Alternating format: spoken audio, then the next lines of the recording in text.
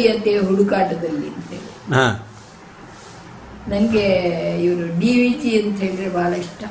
ಅವರ ಮಂಕುತಿಮ್ಮನ ಕಗ್ಗದ ಹಾಡುಗಳು ಈಗಲೂ ಕೂಡ ನಾನು ಗುಣಗುಣಿಸ್ತಾ ಇರ್ತೇನೆ.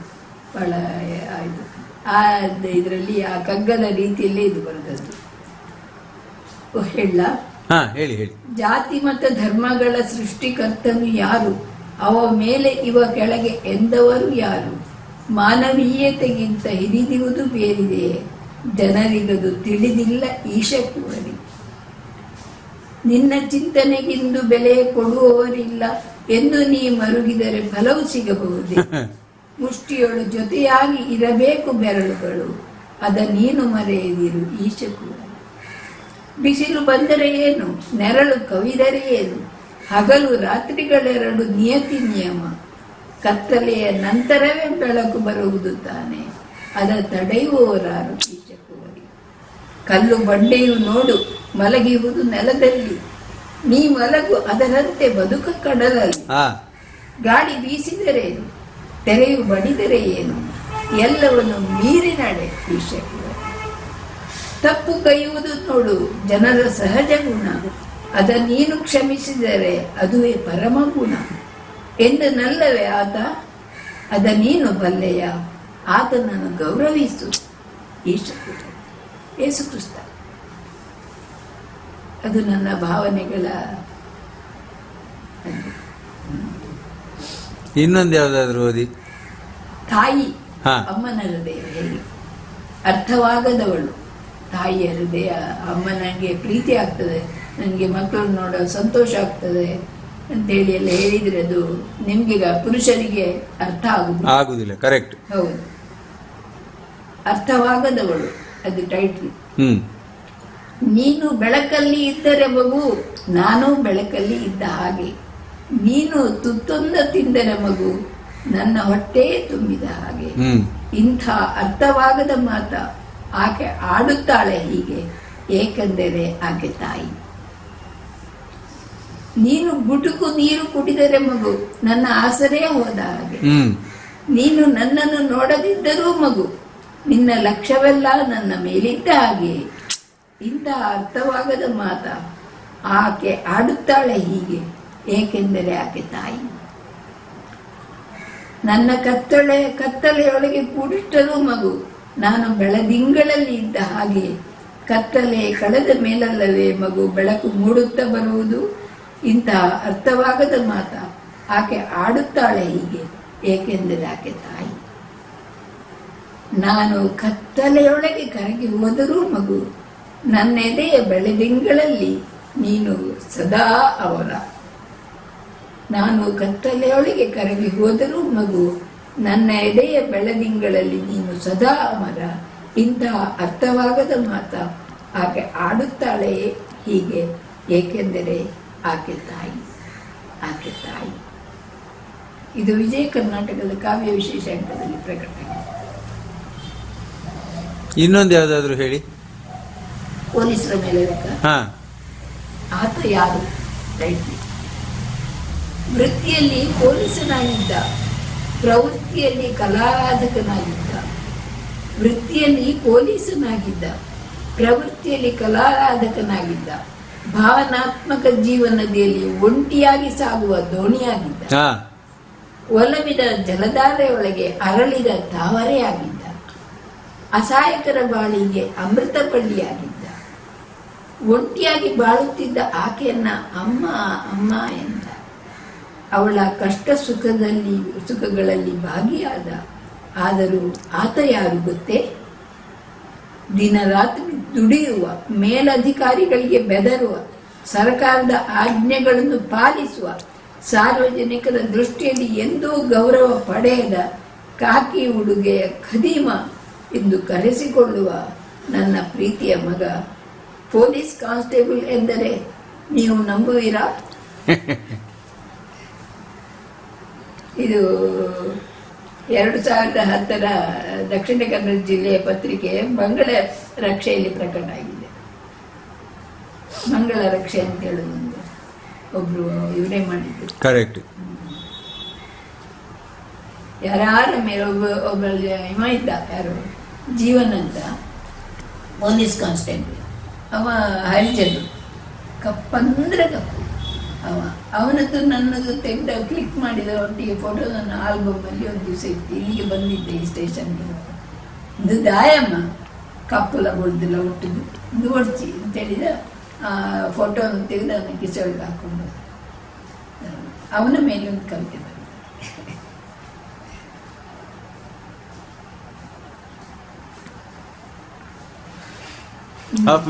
ಬಣ್ಣ ಬದುಕು. ಬಿಳಿ ಬಣ್ಣಕ್ಕೆ ಭಾರೀ ಗರ್ವ ಬಂದಿತ್ತೊಮ್ಮೆ, ಬಣ್ಣಗಳಲ್ಲಿ ತಾನೇ ಶ್ರೇಷ್ಠನೆಂದು. ಆದರೆ ಕೊನೆಗೆ ತಿಳಿತದಕ್ಕೆ ಬಿಳಿಯಾದ್ದೆಲ್ಲ ಹಾಲಲ್ಲವೆಂದು. ಬಣ್ಣಗಳಲ್ಲಿ ಹಸುರೇ ಚಂದ ಎಂದು ಭಾವಿಸಿದ ಹಸುರು ಬೀಗಿತ್ತು ಅತ್ತಿತ್ತ ತಲೆ ಎತ್ತಿಕೊಂಡು. ಕೊನೆಗೆ ತಿಳಿತದಕ್ಕೆ ಹಸಿರು ಬಣ್ಣ ಶಾಶ್ವತವೇ ಅಲ್ಲವೆಂದು. ನನ್ನಷ್ಟು ಚಂದ ಯಾರಿದ್ದಾರೆ ಕೇಳಿತ್ತು ಅಚ್ಚ ನೀಲವನ್ನ. ಆದರೆ ಕ್ಷಣ ಮಾತ್ರದಲ್ಲಿ ಮೋಡ ಕವಿದು ಗಾಳಿ ಬೀಸಿದಾಗ ನೀಲಾಕಾಶವೆಲ್ಲ ಅಡಗಿತ್ತಲ್ಲ ಅದರೊಳಗೆ. ಮಣ್ಣಿನ ವರ್ಣಕ್ಕೆ ಅಳಿವೇ ಇಲ್ಲ ಎಂದುಕೊಂಡಿದ್ದರು ನಮ್ಮ ಪ್ರೀತಿಯ ಭೂಮಾತೆ. ಆದರೆ ಮಣ್ಣನ್ನೆಲ್ಲ ಮುಚ್ಚಿ ಮೇಲೆತ್ತಿತ್ತಲ್ಲ 12 ಮಾಳಿಗೆಯ ಸೌಧ. ಏ ದೂರ ನಿಂತೆ ಏಕೋ ಕೃಷ್ಣಕುಮಾರ, ಅತ್ತಿತ್ತ ನೋಡಿದಳು ತಾಯಿ ತನ್ನ ಪ್ರೀತಿಯ ಮಗನಿಗಾಗಿ. ನಿನ್ನ ವರ್ಣಕ್ಕೆ ಸರಿ ಹೊಂದುವ ಬಣ್ಣ ಇನ್ನೊಂದಿಲ್ಲ ಗೊತ್ತಾ? ಕಪ್ಪು ಬಣ್ಣದ ಮಗನನ್ನು ಅಪ್ಪಿಕೊಂಡಳು ತಾಯಿ ಬಲ ಅಕ್ಕರೆಯಿಂದ. ಏ ಮಗು, ನಿನ್ನ ವರ್ಣಕ್ಕೆ ಸರಿ ಹೊಂದುವ ಬಣ್ಣ ಇನ್ನೊಂದು ಇಲ್ಲ ಗೊತ್ತಾ ಅಂತಳು ಆಕೆ ಬಲು ಗರ್ವದಿಂದ.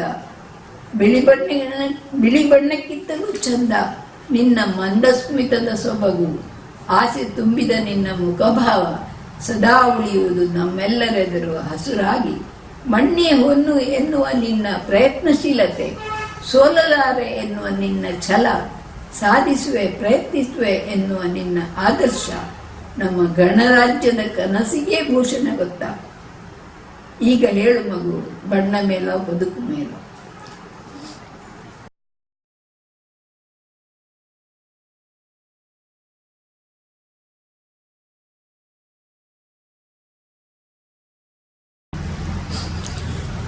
ಮೇಡಮ್ ನಮಸ್ತೆ.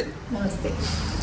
ತಾವು ಏನು ಕಥೆಗಾರ್ತಿಯಾಗಿ ಆಮೇಲೆ ಕವನಗಳನ್ನು ರಚಿಸುತ್ತಾ ಸಾಮಾಜಿಕ ಒಂದು ಕಳಕಳಿಯ ಕಾರ್ಯಗಳನ್ನು ಮಾಡ್ತಾ ಅದರ ಜೊತೆಗೆ ಪೊಲೀಸ್ ಇಲಾಖೆಯ ಜೊತೆಗೆ ಹಲವಾರು ರೀತಿಯಲ್ಲಿ ಏನು ಅವರ ಒಳಿತಿಗಾಗಿ ನೀವು ಅದರ ಬಗ್ಗೆ ಹೆಚ್ಚು ಗಮನ ಹರಿಸ್ತಾ ಇರುವಂಥದ್ದೆಲ್ಲ ನಾವು ಕೇಳಿಪಟ್ಟಿದ್ದೇವೆ. ಈಗ ಈ ಎಲ್ಲ ವಿಚಾರಗಳ ಬಗ್ಗೆ ಇದಕ್ಕೆ ಹಿನ್ನೆಲೆ ಆಮೇಲೆ ನೀವು ಯಾವ ರೀತಿ ಹಂತ ಹಂತವಾಗಿ ಅದನ್ನು ಮಾಡಿಕೊಂಡು ಬಂದ್ರಿ, ಈ ಎಲ್ಲ ವಿಚಾರಗಳ ಬಗ್ಗೆ ಸ್ವಲ್ಪ ಮಾಹಿತಿ ಕೊಡಿ ಮೇಡಮ್. ನಾನು ಹುಟ್ಟಿದ್ದು ಪುತ್ತೂರಿನಲ್ಲಿ, ದಕ್ಷಿಣ ಕನ್ನಡ ಜಿಲ್ಲೆಯ ಒಂದು ಸಣ್ಣ ಊರು ಪುತ್ತೂರು ಅಂತೇಳಿ. ಹೌದು. ಅಲ್ಲಿ ಕಾಲೇಜ್ ಆ ಸಮಯದಲ್ಲಿ ಇರಲಿಲ್ಲ, ಹೈಸ್ಕೂಲ್ವರೆಗೆ ಮಾತ್ರ ಎಜುಕೇಶನ್ ಇದ್ದದ್ದು. ಕನ್ನೆಪ್ಪಾಡಿ ಪರಮೇಶ್ವರ ಶಾಸ್ತ್ರಿಗಳು ಸಂಸ್ಕೃತ ಪಂಡಿತರು, ಅದೇ ಶಾಲೆಯಲ್ಲಿ ಸಂಸ್ಕೃತ ಮಾಸ್ಟರ್ ಆಗಿದ್ದರು. ಅವರ ಹೆಂಡತಿ ಸತ್ಯಭಾಮಾದೇವಿ, ಅವರ ಮಗಳು ನಾನು, 5ನೇ ಮಗಳು. ಅವರಿಗೆ ಒಟ್ಟು 6 ಜನ ಮಕ್ಕಳು, 3 ಗಂಡು 3 ಹೆಣ್ಣು. ಅದರಲ್ಲಿ 5ನೇ ಅವಳು ನಾನು, ಮನೋರಮ ಅಂತೇಳಿ. ಮನೋರಮ ಅಂತ ನನಗೆ ಹೆಸರು ಇಟ್ಟದ್ದೇ ಆಶ್ಚರ್ಯ. ಆಗಿನ ಕಾಲದಲ್ಲಿ ನಮಗೆ ಬ್ರಾಹ್ಮಣರಲ್ಲಿ ಯಾರಿಗೂ ಮನೋರಮ ಅಂತ ಇರಲಿಲ್ಲ. ಕರೆಕ್ಟ್. ಆದರೆ ನನ್ನ ತಂದೆಯವರ ಬಹಳ ಅನ್ಯೋನ್ಯ ಗೆಳೆಯ ಒಬ್ಬ ಉಗ್ರಾಣ ಮಂಗೇಶ್ ರಾಯರಿದ್ರು, ಚಿಂತಕ ಮತ್ತು ಸಾಹಿತಿ ಮತ್ತು ಒಳ್ಳೆಯ ಮಾಸ್ಟ್ರು. ಅವರು ಹೇಳಿ ಮನೋರಮ ಅಂತ ಹೆಸರೇಳಿ ಅಂತ ಹೇಳ್ಕೊಂಡು ಇಟ್ಟದ್ದು. ನಾನು ಕೊನೆಗೆ ಅಲ್ಲಿ ಬೋರ್ಡ್ ಹೈಸ್ಕೂಲ್ನಲ್ಲಿ SLC ವರೆಗೆ ಹೋಗಿದ್ದೇನೆ, ಅವರ ಸ್ಟೂಡೆಂಟ್ ಆಗಿಯೂ ಇದ್ದೆ. ಆವಾಗ ಅವರೇ ನನಗೆ ತುಂಬ ಪ್ರೋತ್ಸಾಹ ಕೊಟ್ಟಿದ್ರು, ಚಿಂತನೆಗಳಿಗೆ ಪ್ರೋತ್ಸಾಹ ಕೊಟ್ಟಿದ್ರು. ಶಿವರಾಮ್ ಕಾರಂತರು ಪುತ್ತೂರಿನಲ್ಲಿ ಇದ್ದರು. ಹೌದು, ಕರೆಕ್ಟ್. ಶಿವರಾಮ್ ಕಾರಂತರು ಲೀಲಮ್ಮನನ್ನು ಮದುವೆ ಆದದ್ದು ಬ್ರಾಹ್ಮಣ ವರ್ಗಕ್ಕೆ ಆವಾಗ ಸಂತೋಷ ಇರಲಿಲ್ಲ. ಆದರೂ ನನ್ನ ತಂದೆಯವರು ಅವರ ಶಿವರಾಮ್ ಕಾರಂತರ ಮೇಲೆ ಬಹಳ ಅನ್ಯೋನ್ಯತೆ ಮತ್ತು ಸ್ನೇಹಾಚಾರ ಇತ್ತು.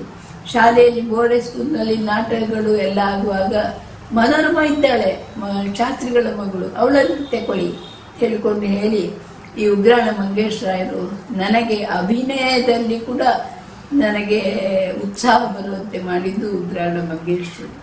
ನೀವು ಹೇಳಿದರೆ ನಂಬ್ತಿರೋ ಇಲ್ಲೋ ಗೊತ್ತಿಲ್ಲ, ಮೊದಲ ಸ್ವಾತಂತ್ರ್ಯೋತ್ಸವ 1948 47ಕ್ಕೆ ಸ್ವಾತಂತ್ರ್ಯ ಬಂದದ್ದು. ಹೌದು, ಸ್ವಾತಂತ್ರ್ಯೋತ್ಸವ ಸಮಾರಂಭ ನಮ್ಮ ಬೋರ್ಡೆಡ್ ಸ್ಕೂಲ್ ಶಾಲೆಯಲ್ಲಿ ಆಗಿತ್ತು. ಆವಾಗ ಮೈಕೆಲ್ಲ ಇರಲಿಲ್ಲ. ಇದರಲ್ಲಿ ಶಾಲೆಯ ಎದುರಿರುವ ಗ್ರೌಂಡಲ್ಲಿ ಒಂದು ದೊಡ್ಡ ವೇದಿಕೆ ಮಾಡಿ, ಆ ವೇದಿಕೆ ಮೇಗೆಯ ಏಣಿ ಮೇಲೆ ಹತ್ತು ಹಾಗೆಲ್ಲ ಮಾಡಿದ್ರು. ಉಗ್ರಾಣ ಮಂಗೇಶ್ವರು ಹಿಂದಿನಿಂದ ಸಂಗೀತ ಕಲಿಯುವವರು ಯಾರಾದರೂ ಇದ್ದರೆ ಬನ್ನಿ ಅಂಥೇಳಿ ನೋಟಿಸ್ ಕಳಿಸಿದ್ರು. ಸಂಗೀತ ಕಲಿಯುವ ಹೆಣ್ಣುಮಕ್ಕಳಾಗಬೇಕು ಅಂತ ಹೆಣ್ಣುಮಕ್ಕಳೆಲ್ಲ ಹೋದರು. ನಾನು ಹೋಗಿ ಅವರ ಬಾಗಿಲಲ್ಲಿ ನಿಂತೆ. ಏನು ಮನೋರಮಾ ಇಲ್ಲಿ ನಿಂತದ್ದು, ನೀ ಸಂಗೀತ ಕಲಿತೀಯಾ, ಕ್ಲಾಸಿಗೆ ಹೋಗ್ತೀಯಾ? ಹೋಗ್ತಾ ಇದ್ದೆ ಅಂತೇಳಿದ್ರು. ಅಂದರೆ ಹೋಗ್ತಾ ಇದ್ದೆ ಅಂದರೆ 2 ದಿವಸ ಆಯಿತು ಕ್ಲಾಸಿಗೆ ಬರಬೇಡ ಅಂತ ಸಂಗೀತ ಮಾಸ್ಟ್ರು ಹೊರಗೆ ಹಾಕಿದ್ದಾರೆ ನನ್ನನ್ನು. ಯಾಕೆ ಗಂಟೆ ಮಾಡಿದ್ಯಾ? ಇರ್ಬೋದು ಅಂತ ಹೇಳಿದೆ. ಎಂತ ಹಾಡ್ತಿ ನೋಡ ಒಳಗೆ ಬಾ ಅಂತೇಳಿ ನಾನು ಹಾಡುವ ಇದರನ್ನು ಸಾಹಿತ್ಯವನ್ನು ಹೇಳಿದೆ. ಒಂದು ಕತೆಗಾರ ಇದೆಲ್ಲ ಸುಧಾ ಏನೆಲ್ಲ ಪತ್ರಿಕೆಗಳಿತ್ತು, ಅದೆಲ್ಲ ನಮಗೆ ಓದಲಿಕ್ಕೆ ಸಿಗ್ತಿತ್ತು, ಅಣ್ಣಂದ್ರು ತರ್ತಿದ್ರು.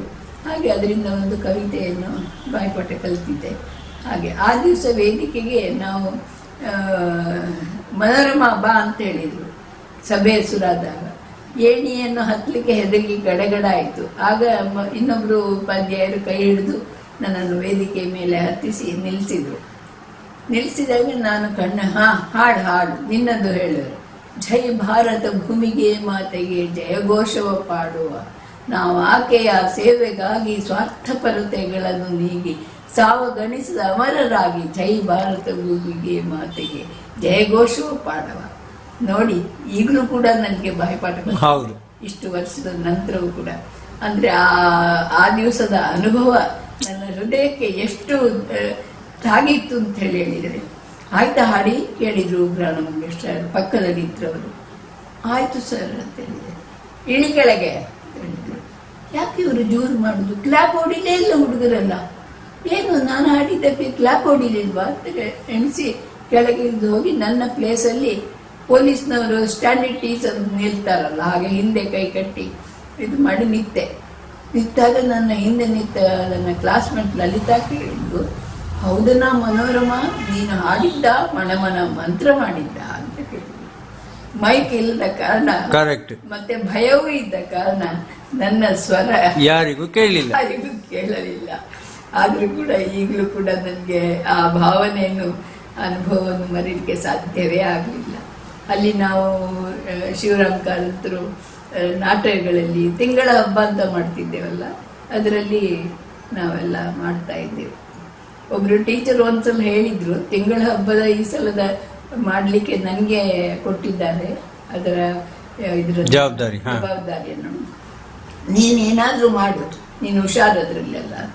ಏನು ಮಾಡುದು ಟೀಚರ್, ಏನು ಬೇಕಾದರೂ ಮಾಡು ಅಂತ ಹೇಳಿದರು. ಆವಾಗ ನಾನು ಹೋಗಿ ಏಕಪಾತ್ರಾಭಿನಯ ಮಾಡಿದೆ. ಏನು ಗೊತ್ತಾ, ಒಬ್ಬರು ಟೀಚರು ಮತ್ತು ಮಾಸ್ಟ್ರು, ಮಕ್ಕಳು. ಆ ಟೀಚರ್ ಅಂತ ಹೇಳಿದರೆ ಮಕ್ಕಳಿಗೆ ಹೆದರಿಕೆ.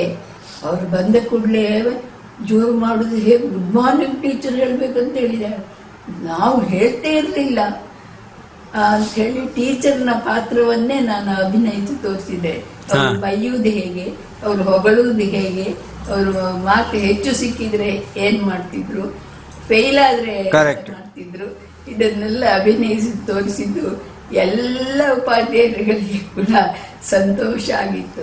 ಅದು ನನ್ನ ನಾಟಕದ ಇದರಲ್ಲಿರುವ ಅಭಿವ್ಯಕ್ತಿಯನ್ನು ಬಹುಶಃ ನನ್ನ ಇದನ್ನವರು ಜನಿಸಿದ್ದು, ಶುರು ಮಾಡಿದ್ದು, ಆರಂಭ ಮಾಡಿದ್ದು ಅದೇ ಶಾಲೆಯಲ್ಲಿ. ಹಾಗೆ ಶಿವರಾಮ್ ಕಾರಂತರ ಸಾವಿತ್ರಿ ಸತ್ಯವಾನ್ ನಾಟಕದಲ್ಲಿ ಕೂಡ ನಾನು ಪಾಠ ಮಾಡಿದ್ದೆ. ಅದು ಅವರ ಕೈಯಿಂದ ಬೇಕಾದಷ್ಟು ಬಯಸಿಕೊಂಡಿದ್ದೇನೆ. ಬೈಗಳು ಹೊಗಳಿದ್ರು, ಕಡೆಗೆ ಹೊಗಳಿದ್ರು, ಮತ್ತು ಬೆನ್ನು ತಟ್ಟಿದ್ರು ಚೆನ್ನಾಗಿ ಮಾಡಿದಾಗ. ಹಾಗೆ ಶಿವರಾಮ್ ಕಾರಂತರು ಯಾವಾಗಲೂ ನನಗೆ ಬೋರ್ಡ್ ಹೈಸ್ಕೂಲಿಗೆ ಬರ್ತಿದ್ರು. ಯಾಕಂದರೆ ಉಗ್ರಾಣ ಮಂಗೇಶ್ರಾಯರು ಮತ್ತು ಶಿವರಾಮ್ ಕಾರಂತರು ತುಂಬ ಸ್ನೇಹಿತರಾಗಿದ್ದರು. ಅದು ನನ್ನ ಬಾಲ್ಯದ ಜೀವನ. SLCಯಿಂದ ಮುಂದೆ ನನಗೆ ಓದಲಿಕ್ಕೆ ಆಗಲಿಲ್ಲ. ಕಾಲೇಜ್ ಇರಲಿಲ್ಲ. ಹಾಗೆ ಕರೆಕ್ಟ್. 32ನೇ ಇಸ್ವಿಯಲ್ಲಿ ಹುಟ್ಟಿದ ನಾನು ಮುಳಿಯ ತಿಮ್ಮಪ್ಪಯ್ಯನವರ 2ನೇ ಮಗ ಮಹಾಬಲ ಭಟ್ಟರನ್ನು 52ನೇ ಇಸ್ವಿಯಲ್ಲಿ ಮದುವೆ ಆಗುತ್ತೆ. ಅದು ಕೂಡ ಒಂದು ಯಾವಾಗಲೂ ನೆನಪಿರುವಂತಹ. ಹೇಳಿ ಹೇಳಿ. ಹೌದು. ಅವರು ಪೆರ್ಲದ ಶಾಲೆಯಲ್ಲಿ ಮಾಸ್ಟರ್ ಆಗಿದ್ರು ಮಹಾಬಲ ಭಟ್ರು. ಅಲ್ಲೇ ಗುದ್ದು ಗೋವಿಂದ ಭಟ್ರ ಮನೆ, ನನ್ನ ಸೋದರ ಮಾವನ ಮನೆ. ಸೋದರ ಮಾವನ ಮಕ್ಕಳೆಲ್ಲ ಮಹಾಬಲ ಭಟ್ರ ಸ್ಟೂಡೆಂಟ್ಸ್. ಹಾಗಾಗಿ ಸೋದರ ಮಾವನ ಮನೆಯಲ್ಲಿ ಯಾವುದೇ ಕಾರ್ಯಕ್ರಮ ಆದರೆ, ಸಮಾರಂಭ ಆದರೆ ಮಹಾಬಲ ಮಾಸ್ಟ್ರು ಬರಬೇಕು ಅಂತೇಳಿ ಅವರಿಗೆ ಆಮಂತ್ರಣ ಹೋಗ್ತಿತ್ತು. ಅವರು ಬರ್ತಿದ್ರು. ಯಾಕೋ ಗೊತ್ತಿಲ್ಲ, ಒಂದು ದಿವಸ ಅದಕ್ಕಿಂತ ಮೊದಲು ನಾನು ಸಣ್ಣವಳಿರುವಾಗ ಅಲ್ಲಿ ಮದುವೆ ಮನೆಯಲ್ಲಿ ನಾನು 12 ವರ್ಷದ ಹುಡುಗಿ ಇರುವಾಗ ಸಂಜೆ ಹೆಂಗುಸರ ಎದುರಿಗೆ ಹೋಗಿ ನಿಂತು ನಾನು ಡಾನ್ಸ್ ಮಾಡಲಾ ಅಂತೇಳಿ ದೊಡ್ಡಮ್ಮ ಅಂತ ಕೇಳಿದ್ನಂತೆ. ನಾನು ಎಂತ ಜಾತ್ರೆ ಸಮಯದಲ್ಲಿ ಮಾತ್ರ ನನಗೆ ಸಿನಿಮಾ ನೋಡ್ಬೋದು, ಮತ್ತೆಲ್ಲಿಯೂ ಸಿನಿಮಾ ಇಲ್ಲಲ್ಲ. ಯಾವುದೋ ಒಂದು ಹಿಂದಿ ಸಿನಿಮಾದ ಒಂದು ಹಾಡು ಕೇಳಿ ಅದನ್ನು ಮನಸ್ಸಿನೊಳಗೆ ಇಟ್ಟುಕೊಂಡಿದ್ದೆ. ಅಲ್ಲಿ ನಾನು ನನ್ನಿಮ್ ದುನಿಯಾ ಮೇರಾ ಬರ್ಸೆ ಅಂತ ನರ್ಗಿಸ್ ಮಾಡಿದ ಇದನ್ನು ಇದು ಕುಣಿಯುವಾಗ 12 ವರ್ಷ ಆಗಿತ್ತಷ್ಟೇ. ಆವಾಗ ಇವರು ಮಾಸ್ಟರ್ ಆಗಿರಲಿಲ್ಲ. ಇವರು 15-16 ವರ್ಷದ ಹುಡುಗ. ಅವರಿಗೆ ಯಕ್ಷಗಾನದ ಮೇಲೆ ಪ್ರೀತಿ ಇತ್ತು. ಅದಕ್ಕನ್ನು ಒಟ್ಟಾರೆ ಕುಣಿತ ಲಯಬದ್ಧವಾಗಿ ಕುಣಿಯುವುದು ಒಂದು ಆಕರ್ಷಣೆ ಇರ್ತದಲ್ಲ. ಒಬ್ಬ ಹುಡುಗ ಅಲ್ಲಿ ನಿಂತ್ಕೊಂಡು ನೋಡ್ತಾ ಇದ್ದ. ಆವಾಗ ನಮ್ಮ ಸೋದರ ಮಾವ ಬಂದು ನೋಡಿ, ಇದು ಮನು ಎಂಗಳ ಸೊಸೆ ಬಂದ ಎಂತ ಜೋರಿದ್ದು ಗೊತ್ತಿದ್ದದು, ಆದರೆ ಭಾರಿ ಚೂಟಿ, ನೋಡು ಕುಣಿತು ನೋಡು ಅಂತ ಹೇಳ್ಕೊಂಡು ನಮ್ಮ ಹವ್ಯಕ ಭಾಷೆಯಲ್ಲಿ ಹೇಳಿ ನಮ್ಮ ಇಬ್ಬರ ಆತ್ಮವನ್ನು ಹತ್ತಿರ ಮಾಡಿಬಿಟ್ರು. ಆಮೇಲೆ ಅವರು ಯಾವಾಗಲೂ ಸಿಕ್ಕಿದ್ರು ಕೂಡ ನನ್ನನ್ನು ನೋಡಿದ ಕೂಡ ನಗಾಡೋದು, ನಾನು ಅವ್ರನ್ನ ನೋಡಿದ ಕೂಡಲೇ ಆಸೆ ಮುಖ ಹಾಕಿ ನಗಾಡೋದು. ಅದು ಇದಾಗಿ ಆಗಿ ಕಡೆಗೆ ಅವರೇ ನನ್ನನ್ನು ಮದುವೆ ಆಗಬೇಕಾಗಿ ಬಂದದ್ದು ಒಂದು ಸೌಭಾಗ್ಯವೇ ಅಲ್ವಾ. ಇವತ್ತಿಗೂ ಕೂಡ ನೀನು ಮುಳಿಯ ಮಹಾಬಲ ಭಟ್ರ ಹೆಂಡತಿ ಅಲ್ಲ ಅಂತೇಳಿ ಕೇಳುವಾಗ ನನಗೆ ಅಷ್ಟು ಸಂತೋಷ ಆಗ್ತದೆ. ಮತ್ತು ಮುಳಿಯ ತಿಮ್ಮಪ್ಪಯ್ಯನವರ ಹಾಗಿದ್ದ ಅದ್ವಿತೀಯ ಕ್ಷೇತ್ರದ ಆ ಸಾಧಕನನ್ನು, ಆ ಬರಹಗಾರನನ್ನು ಬಡವನಾಗಿದ್ದು ಕೂಡ ಬಲ್ಲಿದನಾಗಿ, ಹೌದು, ಬಹಳ ಸರಿಯಾದ ಮಾತು. ಅವರಿಗೆ ಏನು ಹಣವೇ ಇರಲಿಲ್ಲ, ಆಸ್ತಿ ಇದ್ದದ್ದು ಹೋಗಿತ್ತು. ಮಕ್ಕಳು 5 ಜನ ಮಕ್ಕಳಿದ್ದರು. ಅವರ ವಿದ್ಯಾಭ್ಯಾಸ ಇತ್ಯಾದಿಗಳು ಎಲ್ಲ ಆಗಿ ಇದು ಶುರುವಿಂದ ಅವರ ಜೀವನ ಇಡೀ ಲೇಖನದ ಸಾಹಿತ್ಯದ ಒಟ್ಟಿಗೆ ಹೋದ ಕಾರಣ ಅವರ ಸಮಾಜದ, ಅವರ ಬದುಕಿನ, ಅವರ ಗೃಹ ಜೀವನದಲ್ಲಿ ಬಂದ ಕಷ್ಟಗಳನ್ನು ಅವರು ಗಣನೆಗೆ ತಗೊಳ್ಳಿಲ್ಲ. ಅವರು ಅಷ್ಟು ದೊಡ್ಡ ಸಾಹಿತಿ ಮುಳಿಯ ತಿಮ್ಮಪ್ಪಯ್ಯ ಅಂತ. ನಾನು ಅವರನ್ನು ನೋಡಲಿಲ್ಲ. ಅವರ ಮಗನನ್ನು ಮದುವೆ ಆಗುವಾಗ ಅವರು ತೀರಿ ಹೋಗಿ ಆಗಿದ್ರು. ಆದರೆ ನನ್ನ ತಂದೆಯವರು ಮತ್ತು ತಂದೆಯವರು ಸಂಸ್ಕೃತ ಪಂಡಿತರು, ಅವರು ಕನ್ನಡ ಪಂಡಿತರು, ಒಂದೇ ಊರಿನಲ್ಲಿ ಇದ್ದವರು.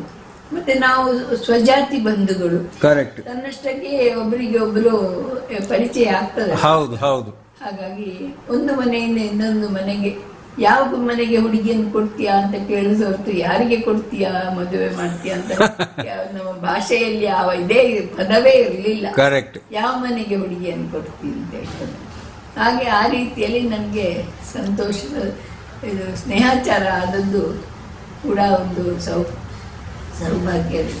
ನನ್ನ ಬರವಣಿಗೆಗೆ ಮತ್ತು ನನ್ನ ಪತಿ ಮುಳಿಯ ಮಹಾಬಲ ಭಟ್ರು ಎಷ್ಟು ಪ್ರೋತ್ಸಾಹ ಕೊಟ್ಟಿದ್ದಾರೆ. ಅಂದ್ರೆ ನೀವು ಮದುವೆ ಆಗುವ ಮೊದಲೇ ನೀವು ಬರವಣಿಗೆಯನ್ನು ಪ್ರಾರಂಭ ಮಾಡಿದ್ರ ಅಥವಾ ಹೇಗೆ? ಅದು ಮದುವೆ ಆಗುವ ಮೊದಲೇ ಏನೇನು ಬರೀತಿದ್ದೆ, ಅದನ್ನೆಂಥದ್ದು ಪ್ರಕಟಣೆಗೆ ಯಾರು ಕೊಡ್ತಿರ್ಲಿಲ್ಲ.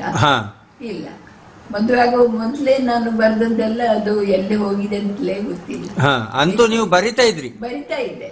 ಸುಮ್ಮನೆ ನನ್ನಷ್ಟಕ್ಕೆ ಕೂತ್ಕೊಂಡು ಏನಾದ್ರು ಬರಿತಾ ಇದ್ದೆ. ಯಾರಾದ್ರೂ ಒಂದು ನನಗೆ ಸ್ಕೂಲ್ ಡೇಗೆ ಹಾಡಲಿಕ್ಕೆ ಒಂದು ಕವಿತೆ ಬರೆದು ಕೊಡು, ಒಂದು ಇದು ಸಂಭಾಷಣೆ ಬರೆದು ಕೊಡು, ಒಂದು ಹಾಸ್ಯ ಚಟಾಕಿ ಬರೆದು ಕೊಡು ಅಂತ ಹೇಳಿದ್ರೆಲ್ಲ ನಾನು ಅವರಿಗೆ ಬರೆದು ಕೊಡ್ತಾ ಇದ್ದೆ. ಅಷ್ಟೇ, ಬರವಣಿಗೆ ಅಂತ ಹೇಳಿದರೆ ಆವಾಗ ಇದ್ದದ್ದು ಅಷ್ಟೇ. ಹಾಗೆ. ಹಾಗಾದ್ರೆ ಪೂರ್ಣ ಪ್ರಮಾಣದ ಒಂದು ಕವಯತ್ರಿಯೋ ಅಥವಾ ಕಥೆಗಾರ್ತಿಯೋ ಆಗಿದ್ದು ನೀವು ಮದುವೆಯ ನಂತರ? ಮದುವೆ ನಂತರ.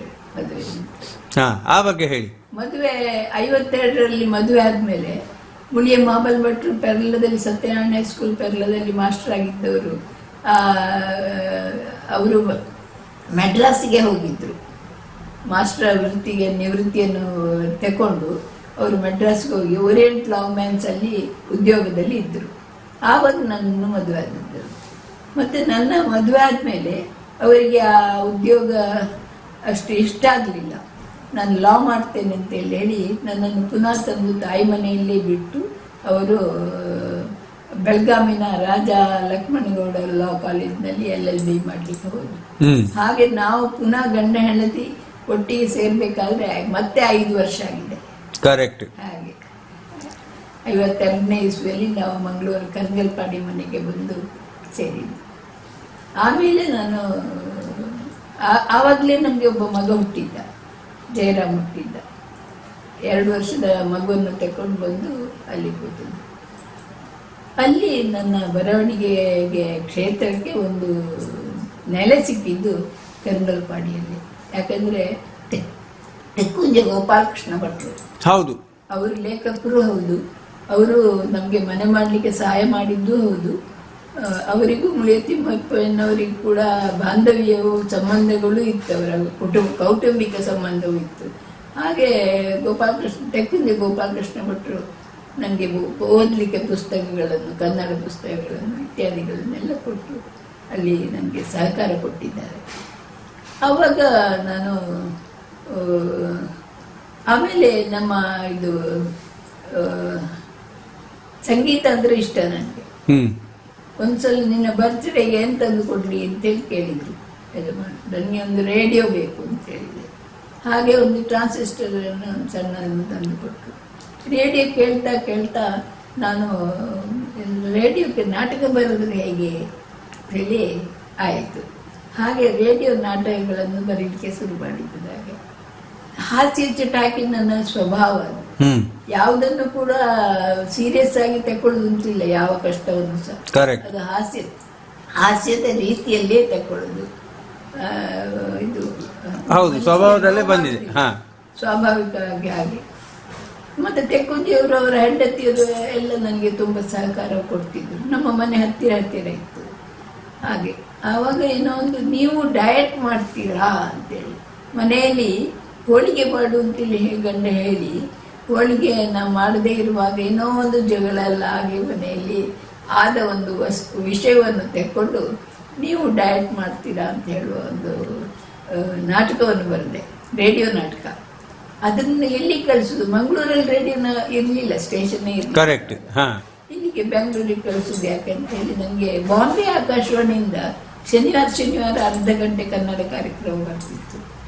BA ಸನದಿ ಅಂತ ಹೇಳೋರು ಇದು ಮಾಡ್ತಾ ಇದ್ರು ಅದನ್ನು. ಆವಾಗ ಅಲ್ಲಿಗೆ ಕಳಿಸಿ 15 ದಿನ ಆಗುವಾಗ ಓಕೆ ಅಂತ ಹೇಳಿ ಕಾರ್ಡ್ ಬರ್ಬೇಕಾ, ಅದನ್ನು ತೆಕ್ಕೊಂಡು ಹಿಡ್ಕೊಂಡು ಕುಂದದ್ದು ನಾನು ಮನೆ ಇಡೀ ಕುಂದಿದ್ದೆ. ನೋಡಿ ನನ್ನ ರೇಡಿಯೋ ನಾಟಕ ಬರ್ತದೆ ಅಂತ ಹೇಳಿ. ನೀವು ಡಯಟ್ ಮಾಡ್ತೀರಲ್ಲ, ಅದು ಇವರದ್ದೇ ಕತೆ.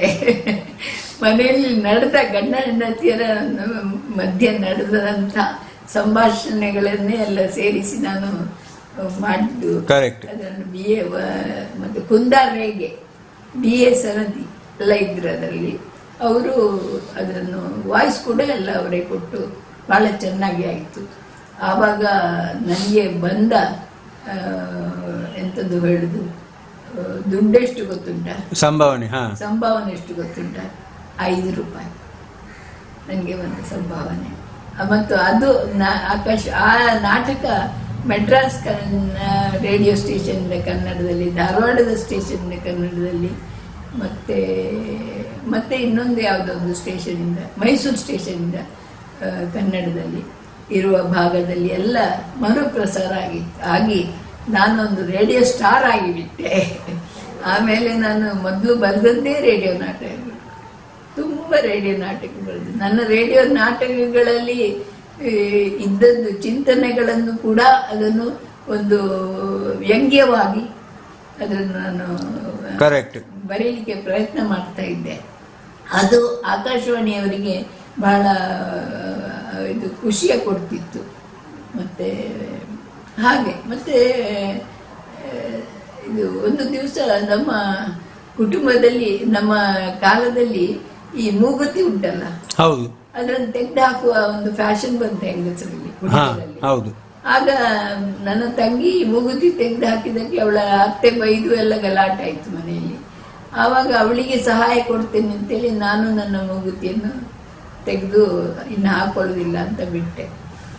ಆವಾಗ ನಾನು ಒಂದ್ಸಲ ನಮ್ಮ ಗುತ್ತು ಗೋವಿಂದ ಭಟ್ರ ಮನೆಗೆ ಅಲ್ಲಿ ಹೋದಾಗ ದೊಡ್ಡಮ್ಮ ಕೇಳಿದ್ರು, ಇಲ್ವಾ ಅಂತ.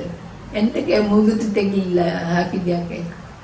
ಅದು ಬೇಡ, ಅದು ಬೇಡ, ಮೂಗುತಿ ಬೇಡ ಅಂತ.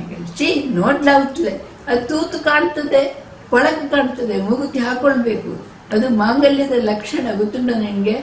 ಗಂಡನ ಜೀವದಲ್ಲಿ ಇದ್ದಾನಲ್ಲ, ಮೂಗುತಿ ತೆಗೆದು ಹಾಕ್ಬಾರ್ದಲ್ಲ ಅಂತ ಹೇಳಿದೆ. ಆವಾಗ ನನ್ನ ಗಂಡ ಅದೇ ಎದುರಿನ ಚಪ್ಪರದಲ್ಲಿ ನಿಂತ್ಕೊಂಡಿದ್ರು. ಆಗ ಅವರು ವಕೀಲರು, ಅವರನ್ನು ಕೈ ಭಾಷೆಯಲ್ಲಿ ಕರೆದೆ, ವಕಾಲತ್ತು ಮಾಡಿ ದೊಡ್ಡ ಮನೆಗೆ ಏನಾದ್ರು ಹೇಳಿ ಅಂತೇಳಿ. ಯಾಕಂದ್ರೆ ಅದು ಮೂಗುತಿ ತೆಗೆದು ಹಾಕಿದಾಗ ಮನೆಯಲ್ಲಿ ತುಂಬಾ ನಮ್ಮ ಇಬ್ಬರಲ್ಲಿ ಅನ್ಯೋನ್ಯವಾಗಿ ಸುಖ ಸಮರ ಎಲ್ಲ ಆಗಿತ್ತು. ಆವಾಗ ಅವರು ಹೀಗೆ ಮಾಡಿದ್ರು, ಹಾಗಾಗ್ಬೇಕು ನಿನ್ಗೆ. ಈಗ ಮನೆಯಲ್ಲಿ ಮೊನ್ನೆ ಬೈದಾಗ ನನ್ನ ಮೂಗುತಿ ಹಾಕು ಅಂತ ಹೇಳುವಾಗ ಹಾಕ್ಲಿಲ್ಲ ನೀನು, ಈಗ ದೊಡ್ಡಮ್ಮ ಬೈತಾರಿದ್ದಲ್ಲ, ಹಾಗಾಗ್ಬೇಕು ಅಂತ ನಂಗೆ ಹೀಗೆ ಮಾಡಿದ್ರು. ಅದಕ್ಕೆ ನನಗೆ ಒಂದು ಸಿಟ್ಟು ಬಂದು, ದೊಡ್ಡಮ್ಮ ಎಂತ ಓ ಅಲ್ಲಿ ನಿಂತಿದ್ದಾನಲ್ಲ, ಹೌದು, ನಾನು ಮೂಗುತಿ ಹಾಕಿದ್ರೆ ಅವನಿಗೆ ಚುಚ್ಚುದಂತೆ ಅಂತ ಹೇಳಿಬಿಟ್ಟೆ. ನಾನು ಮೂಗುತಿ ಹಾಕಿದ್ರೆ ಅವನಿಗೆ ಚುಚ್ಚುತ್ತದಂತೆ ಅಂತ. ಹೆಂಗಸರೆಲ್ಲ ನೆಗಾಡಿದ್ದು. ಮನೋರಮನ ಮೂಗುತಿ ಮಾಬಲ್ ಭಟ್ರಿಗೆ, ಮಾಬಲ್ಗೆ ಚುಚ್ಚುದು ಯಾವಾಗ, ಹೇಗೆ ಚುಚ್ಚುದು, ಎಲ್ಲಿ ಚುಚ್ಚುದು, ಮೂಗುತಿ ಗಂಡನಿಗೆ ಚುಚ್ಚುದು ಹೇಗೆ, ಕರೆಕ್ಟ್ ಅಲ್ವಾ? ಚುಚ್ಚುದು ಯಾವಾಗ ಚುಚ್ಚುದು, ಹಗಲ ರಾತ್ರಿಯ, ಹೀಗೆಲ್ಲ ಮಾಡಿ ನನ್ನ ತಮ್ಮ ಜೋಕ್ ಮಾಡಿದ್ದು. ಅದು ನನಗೆ ಬಹಳ ಖುಷಿಯಾಗಿ ಆ ಮೂಗುತಿ ಅಂತ ಹೇಳುವ ಆ ಸಬ್ಜೆಕ್ಟ್ ಅನ್ನು ಕಥೆಯಾಗಿ ಬರೆದೆ. ಕಥೆಯಾಗಿ ಬರೆದು ಸುಧಾಕ್ಕೆ ಕಳಿಸಿದೆ. ಸುಧಾಕ್ಕೆ ಕಳಿಸಿದ ನೆಕ್ಸ್ಟ್ ವೀಕ್ನಲ್ಲಿ ಅದು ಮೊದಲನೇ ಪುಟದ ಕಥೆಯಾಗಿ ಪ್ರಕಟ ಆಯಿತು. ಅದು ನನಗೆ ಬಹಳ ಪ್ರೋತ್ಸಾಹ ಕೊಟ್ಟಿದ್ದು. ಹಾಗೆ ಸುಧಾದವರು ತುಂಬ ನನ್ನ ಕಥೆಗಳನ್ನು ಮತ್ತೆ ಕೇಳಿ ಹಾಕ್ತಿದ್ರು. ಹಾಗೆ ಗುಲ್ವಾಡಿ ಇದ್ರಲ್ಲ, ಸಂತೋಷ್ ಕುಮಾರ್ ಗುಲ್ವಾಡಿ, ಅವರು ಒಂದ್ಸಲ ನನಗೆ ಕಾರ್ಡ್ ಬರೆದಿದ್ದಾರೆ. ಅದೇನು ತರಂಗ ನಿಂಗೆ ಆಗುದಿಲ್ವಾ, ನಮ್ಗೆ ಕತೆ ಕಳಿಸ್ಬಾರ್ದ, ಅವರಿಗೆ ಮಾತ್ರ ಮೂಗುತಿ ಕಳಿಸ್ಬೇಕು ಅಂತೇಳಿ ಅಂತ. ಆ ಮೂಗುತಿ ಅಂತ ಹೇಳುವ ಕತೆ, ಅದು ಆ ಮೂಗುತಿ ಅಂತ ಹೇಳುವ ವಸ್ತು ಉಂಟಲ್ಲ, ಕರೆಕ್ಟ್, ಅದು ಹುಡುಗರಿಗೂ ಹೆಣ್ಮಕ್ಳಿಗೆ ಎಲ್ಲರಿಗೆ ಕೂಡ ಬಹಳ ಸಂತೋಷವನ್ನು ಕೊಟ್ಟಿದೆ ಆ ಕತೆ. ಒಟ್ಟು ನೀವು ಎಷ್ಟು ಕತೆಗಳನ್ನು ಬರೆದಿರುವುದು? ಕಡಿಮೆ ನಾನೊಂದು 50 ಕತೆ ಬರೆದಿದ್ದೆ. 50 ಕತೆ ಬರೆದಿದ್ದೆ. ಆಮೇಲೆ ರೇಡಿಯೋ ನಾಟಕಗಳು ಎಷ್ಟು ಬರೆದಿರ್ಬೋದು? ರೇಡಿಯೋ ನಾಟಕ ಏನಾದ್ರೂ ಒಂದು 100ರವರೆಗೆ ಬರೆದಿದ್ದೀರಿ. ಆಮೇಲೆ ಕವನಗಳು ಬಹಳ ಹೆಚ್ಚಿಲ್ಲ. ಕವನಗಳು ಬರೆದಿದ್ದೇನೆ, ಒಂದು 10-20 ಆಗ್ಬೋದಷ್ಟೇ. ಇದು ಎಲ್ಲ ಸಮಗ್ರವಾಗಿ ತುಳು ಭಾಷೆಯಲ್ಲಿ ಬರೆದಿದ್ದೇನೆ, ಹವ್ಯಕ ಭಾಷೆಯಲ್ಲಿ ಉಂಟು. ಅಲ್ಲ, ನಿಮ್ಮ ಎಲ್ಲ ಇದು ಕತೆಗಳು, ಆಮೇಲೆ ಕವನಗಳು, ಆಮೇಲೆ ನಿಮ್ಮ ರೇಡಿಯೋ ನಾಟಕಗಳು, ಇವೆಲ್ಲ ಸಮಗ್ರವಾಗಿ ಸಂಪುಟ ಆಗಿ ಏನು ಬರ್ಲಿಲ್ವಾ? ಒಟ್ಟು ಸಂಪುಟ ಆಗಿ ಬರ್ಲಿಲ್ಲ, ಬೇರೆ ಬೇರೆ ಪ್ರಕಟ ಆಗಿದೆ. ರೇಡಿಯೋ ನಾಟಕಗಳ ಪುಸ್ತಕ 4 ಬಂದಿದೆ, ಕಥಾ ಸಂಕಲನ 2 ಬಂದಿದೆ, ಕವಿತಾ ಸಂಕಲನ 1 ಬಂದಿದೆ, ಮತ್ತೆ ಇದು ಅದೇ ಕಥಾ ಸಂಕಲನ 2 ಅಂತ ಹೇಳಿದೆಲ್ಲ. ಮತ್ತೆ ಚಿಂತನ ಲೇಖನಗಳು ಇರುವ ಪುಸ್ತಕಗಳು ಬಂದಿದೆ. ಯಾವ್ದು? ಚಿಂತನ ಲೇಖನ. ಹೌದು. ನಾನು ಮತ್ತೆ ಮುಂಗಾರು ಪತ್ರಿಕೆ, ಹೌದೌದು, ಅದೇ ನಾನೀಗ ಅಲ್ಲಿಗೆ ಬರ್ತಿದ್ದೆ. ಮುಂಗಾರು ಪತ್ರಿಕೆಗೆ ಮಹಿಳೆ ಅಂತ ಹೇಳುವ ಒಂದು ಅಂಕಣ ಬರೀತಿದ್ದೆ ವಾರ ವಾರ. ಮತ್ತೆ ನೀವೇ ಒಂದು ಪತ್ರಿಕೆ ನಡೆಸ್ತಾ ಇದ್ರಲ್ಲ? ನಾನೇ ಪತ್ರಿಕೆ ನಡೆಸಲಿಲ್ಲ. ಓಕೆ. ಇಲ್ಲ, ನನ್ನ ಲೇಖನಗಳ ಸಂಗ್ರಹ ಎಲ್ಲ ಇದಾಗಿದೆ, ಪುಸ್ತಕ ಆಗ್ಲಿಲ್ಲ, ಹೊತ್ತು ಪ್ರಿಂಟ್ ಆಗಿದೆ. ತೋರಿಸ್ಬೇಕಾ? ಇಲ್ಲ, ಅದು ಮತ್ತೆ ತೋರಿಸ್ತೇನೆ. ಅದು ಅದರಲ್ಲಿ ಎಲ್ಲ ಲೇಖನಗಳು ಉಂಟು, ಚಿಂತನ ಲೇಖನಗಳು ಎಲ್ಲ ಉಂಟು. ಮತ್ತೆ ಒಂದು ನಾನು ನಮ್ಮ ಕುಟುಂಬದಲ್ಲಿ ಒಬ್ಬಳು ವಿಧವೆ ಆದಾಗ ಹಾ ಅವಳು ಅನುಭವಿಸಿದ ನೋವನ್ನು ನೋಡಿ ನನಗೆ ಸಂಕಟ ಆಗಿ ನಮ್ಮ ವಕೀಲರ ಹತ್ರ ಹಲವಾರು ಅಡ್ಡ ಪ್ರಶ್ನೆಗಳನ್ನು ಹಾಕಿದೆ. ಅದು ಯಾಕೆ ಹಾಗೆ, ಅದಕ್ಕೆ ಕಾನೂನು ಸಹಾಯ, ನಿಮ್ಮ ವಕೀಲರು ಅಂದ್ರೆ ನಿಮ್ಮ ಯಜಮಾನರು ಸಹಾಯ ಮಾಡುದಿಲ್ವಾ, ನಾವೆಂತ ಅನ್ಯಾಯ ಮಾಡಿದ್ದೇವೆ, ನಮ್ಗೆ ಯಾಕೆ ವಿಧವೆ ಅಂತೇಳಿ ಕರೆಯುವುದು, ಕರೆಕ್ಟ್, ಹೀಗೆಲ್ಲ ಇದು ಮಾಡಿದೆ. ಅದಕ್ಕೆ ಹೇಳಿದವರು, ಇಲ್ಲ ನಮ್ಮ ಅಪ್ಪನೇ ಮುಳಿಯ ತಿಮ್ಮಪ್ಪಯ್ಯನವರೇ, ಕಡೆಗೋಳು ಶಂಕರ ಭಟ್ರು ಮುಳಿಯ ತಿಮ್ಮಪ್ಪಯ್ಯನವರಿಗೆ ಸೋದರ ಮಾವನ ಮಗ. ಅವರ 2 ತಂಗಿಯಂದ್ರು ಬಾಲ್ಯದಲ್ಲೇ ವಿಧವೆಯರಾಗಿದ್ದರು. ಅವರಿಗೆ ಪುನಃ ಮದುವೆ ಮಾಡುವ ಅಂತ ಮುಳಿಯ ತಿಮ್ಮಪ್ಪಯ್ಯನವರು ಅಂದಿನ ಕಾಲದಲ್ಲಿ ಪ್ರಯತ್ನ ಮಾಡಿದ್ರಂತೆ. ಆದರೆ ಹಿರಿಯರು ಕೇಳಲಿಲ್ಲ. ಯಾಕಂತೇಳಿದ್ರೆ ಅದು ಸಮಾಜದಲ್ಲಿ ಇರೋ ಒಂದು ನಡತೆ ಮೀರುವುದು ಅಂತ ಹೇಳಿದ್ರೆ ಅಷ್ಟು ಸುಲಭ ಅಲ್ಲ. ಆದರೂ ಮುಳಿಯ ತಿಮ್ಮಪ್ಪಯ್ಯನವರು ಕಡೆಗೋಳು ಶಂಕರ ಭಟ್ನ ತಂಗಿ, 2ನೇ ತಂಗಿ ವಿಧವೆ ಆದವಳನ್ನು ಕಾಲೇಜಿಗೆ, ಶಾಲೆಗೆ ಕಳಿಸಿ ಅವಳನ್ನು ಟೀಚರ್ ಆಗಿ ಮಾಡಿದರು. ಗಣಪತಿ ಹೈಸ್ಕೂಲ್ನಲ್ಲಿ ಅವರು ಕೊನೆ ತನಕ ಟೀಚರ್ ಆಗಿ ಸೇವೆ ಸಲ್ಲಿಸಿ ಸಾಯುವ ತನಕ ಪೆನ್ಷನ್ ಎಲ್ಲ ಪಡೆದು ಸುಖವಾಗಿ ಅನುಕೂಲವಾಗಿದ್ದು. ಹೌದು, ಆ ಧೋರಣೆ, ಆ ಚಿಂತನೆ ಮಾವನಿಗೆ ಇತ್ತು. ಕರೆಕ್ಟ್. ಮುಳಿಯ ತಿಮ್ಮಪ್ಪಯ್ಯನವರು ಹಾಗೆ, ಮುಳಿಯ ತಿಮ್ಮಪ್ಪಯ್ಯನವರು ಹಾಗೆ ನನಗೆ ಅದು ವಕೀಲರು ಹೇಳಿದ ನಮ್ಮಿಬ್ಬರ ಸಂಭಾಷಣೆಯನ್ನು ಒಂದು ಲೇಖನ ರೂಪಕ್ಕೆ ತಂದು ನಾನು ಅವರಿಗೆ ಕೊಟ್ಟೆ, ತಿದ್ದಿಕೊಡಿ ಅಂತ. ಹೌದು, ತಿದ್ದಿಕೊಟ್ಟಿದಲ್ಲಿ ನಾನು ತಪ್ಪಿರಬಾರ್ದಲ್ಲ. ಯಾಕಂತ ಹೇಳಿದ್ರೆ ಸಮಾಜದಲ್ಲಿರುವ ಪ್ರಾಯದವರಿಗೆ, ಧರ್ಮವನ್ನು ನಂಬುವವರಿಗೆ ವಿರೋಧವಾಗಿ ನಾನು ಬರೆಯುವಂತ ಈ ಲೇಖನದಲ್ಲಿ ತಪ್ಪು ಬರಬಾರ್ದು, ಇದನ್ನು ತಿದ್ದಿಕೊಡಿ ಅಂತ. ಅವರು ಅದನ್ನು ತಿದ್ದಿ ಸರಿ ಮಾಡಿಕೊಟ್ರು. ಹಾಗೆ ಅದನ್ನು ಉದಯವಾಣಿಗೆ ಕೊಟ್ಟಿದ್ದೆ. ಉದಯವಾಣಿ ಪ್ರಕಟ ಮಾಡಿತ್ತು. ಅದರ ಮೇಲೆ ಆ ಲೇಖನಕ್ಕೆ ಒಂದು ಪ್ರತಿಕ್ರಿಯೆ ಬಂತು, ಸ್ವಲ್ಪ ಎಲ್ಲ ಅಲ್ಲ. ಆ ಪ್ರತಿಕ್ರಿಯೆಗಳನ್ನೆಲ್ಲ ಸೇರಿಸಿ ನಾನು ಒಂದು ಹೆಣ್ಣಿಗೆ ಕೈ ಶಿಕ್ಷೆ ಅಂತ ಹೇಳುವ ಪುಸ್ತಕ ಮಾಡಿದ್ದೆ. ನಮ್ಮ ಯಜಮಾನ್ರೇ ಮಾಡಿಸ್ಕೊಟ್ರು. ಅದನ್ನು ನಾನು ಆ ಲೇಖನವನ್ನು ಪೇಜಾವರ ಶ್ರೀಗಳಿಗೂ ಕಳಿಸ್ಕೊಟ್ಟಿದ್ದೇನೆ.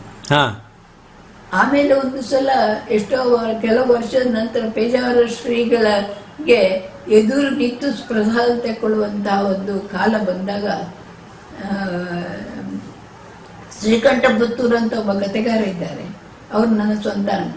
ಅವರ ಹೆಂಡತಿ ಗೌರಿ, ಅವರು ವಿದ್ವಾನ್, ಸಂಗೀತ ವಿದ್ವಾನ್. ಅವರ ಸಂಗೀತ ಕಚೇರಿ ಮಠದಲ್ಲಿ ಇದ್ದಾಗ ನಾನು ಸಹ ಹೋಗಿದ್ದೆ, ಶಾಸ್ತ್ರೀಯ ಸಂಗೀತ. ಮತ್ತೆ ಆಗ ಗುರು ಪೀಠದಲ್ಲಿ ಇದ್ದ ಪೇಜಾವರ ಶ್ರೀಗಳ ಕೈಯಿಂದ ಪ್ರಸಾದ ತಗೊಳ್ಳುವಂತ, ಹಾಗೆ ನಮ್ಗೆ ಪ್ರಸಾದ ತಗೊಳ್ಳುವಾಗ ಅವರ ಎದುರು ನಿಂತು ಮುಳಿಯ ತಿಮ್ಮಪ್ಪನವರ ಸೊಸೆ ಮುಳಿಯ ಮಹಾಬಲ ಭಟ್ಟರ ಪತ್ನಿ ಮನೋರಮಾ ಭಟ್ ನಮಸ್ಕರಿಸುತ್ತೇನೆ ಅಂತೇಳಿ ಹೇಳಿದೆ.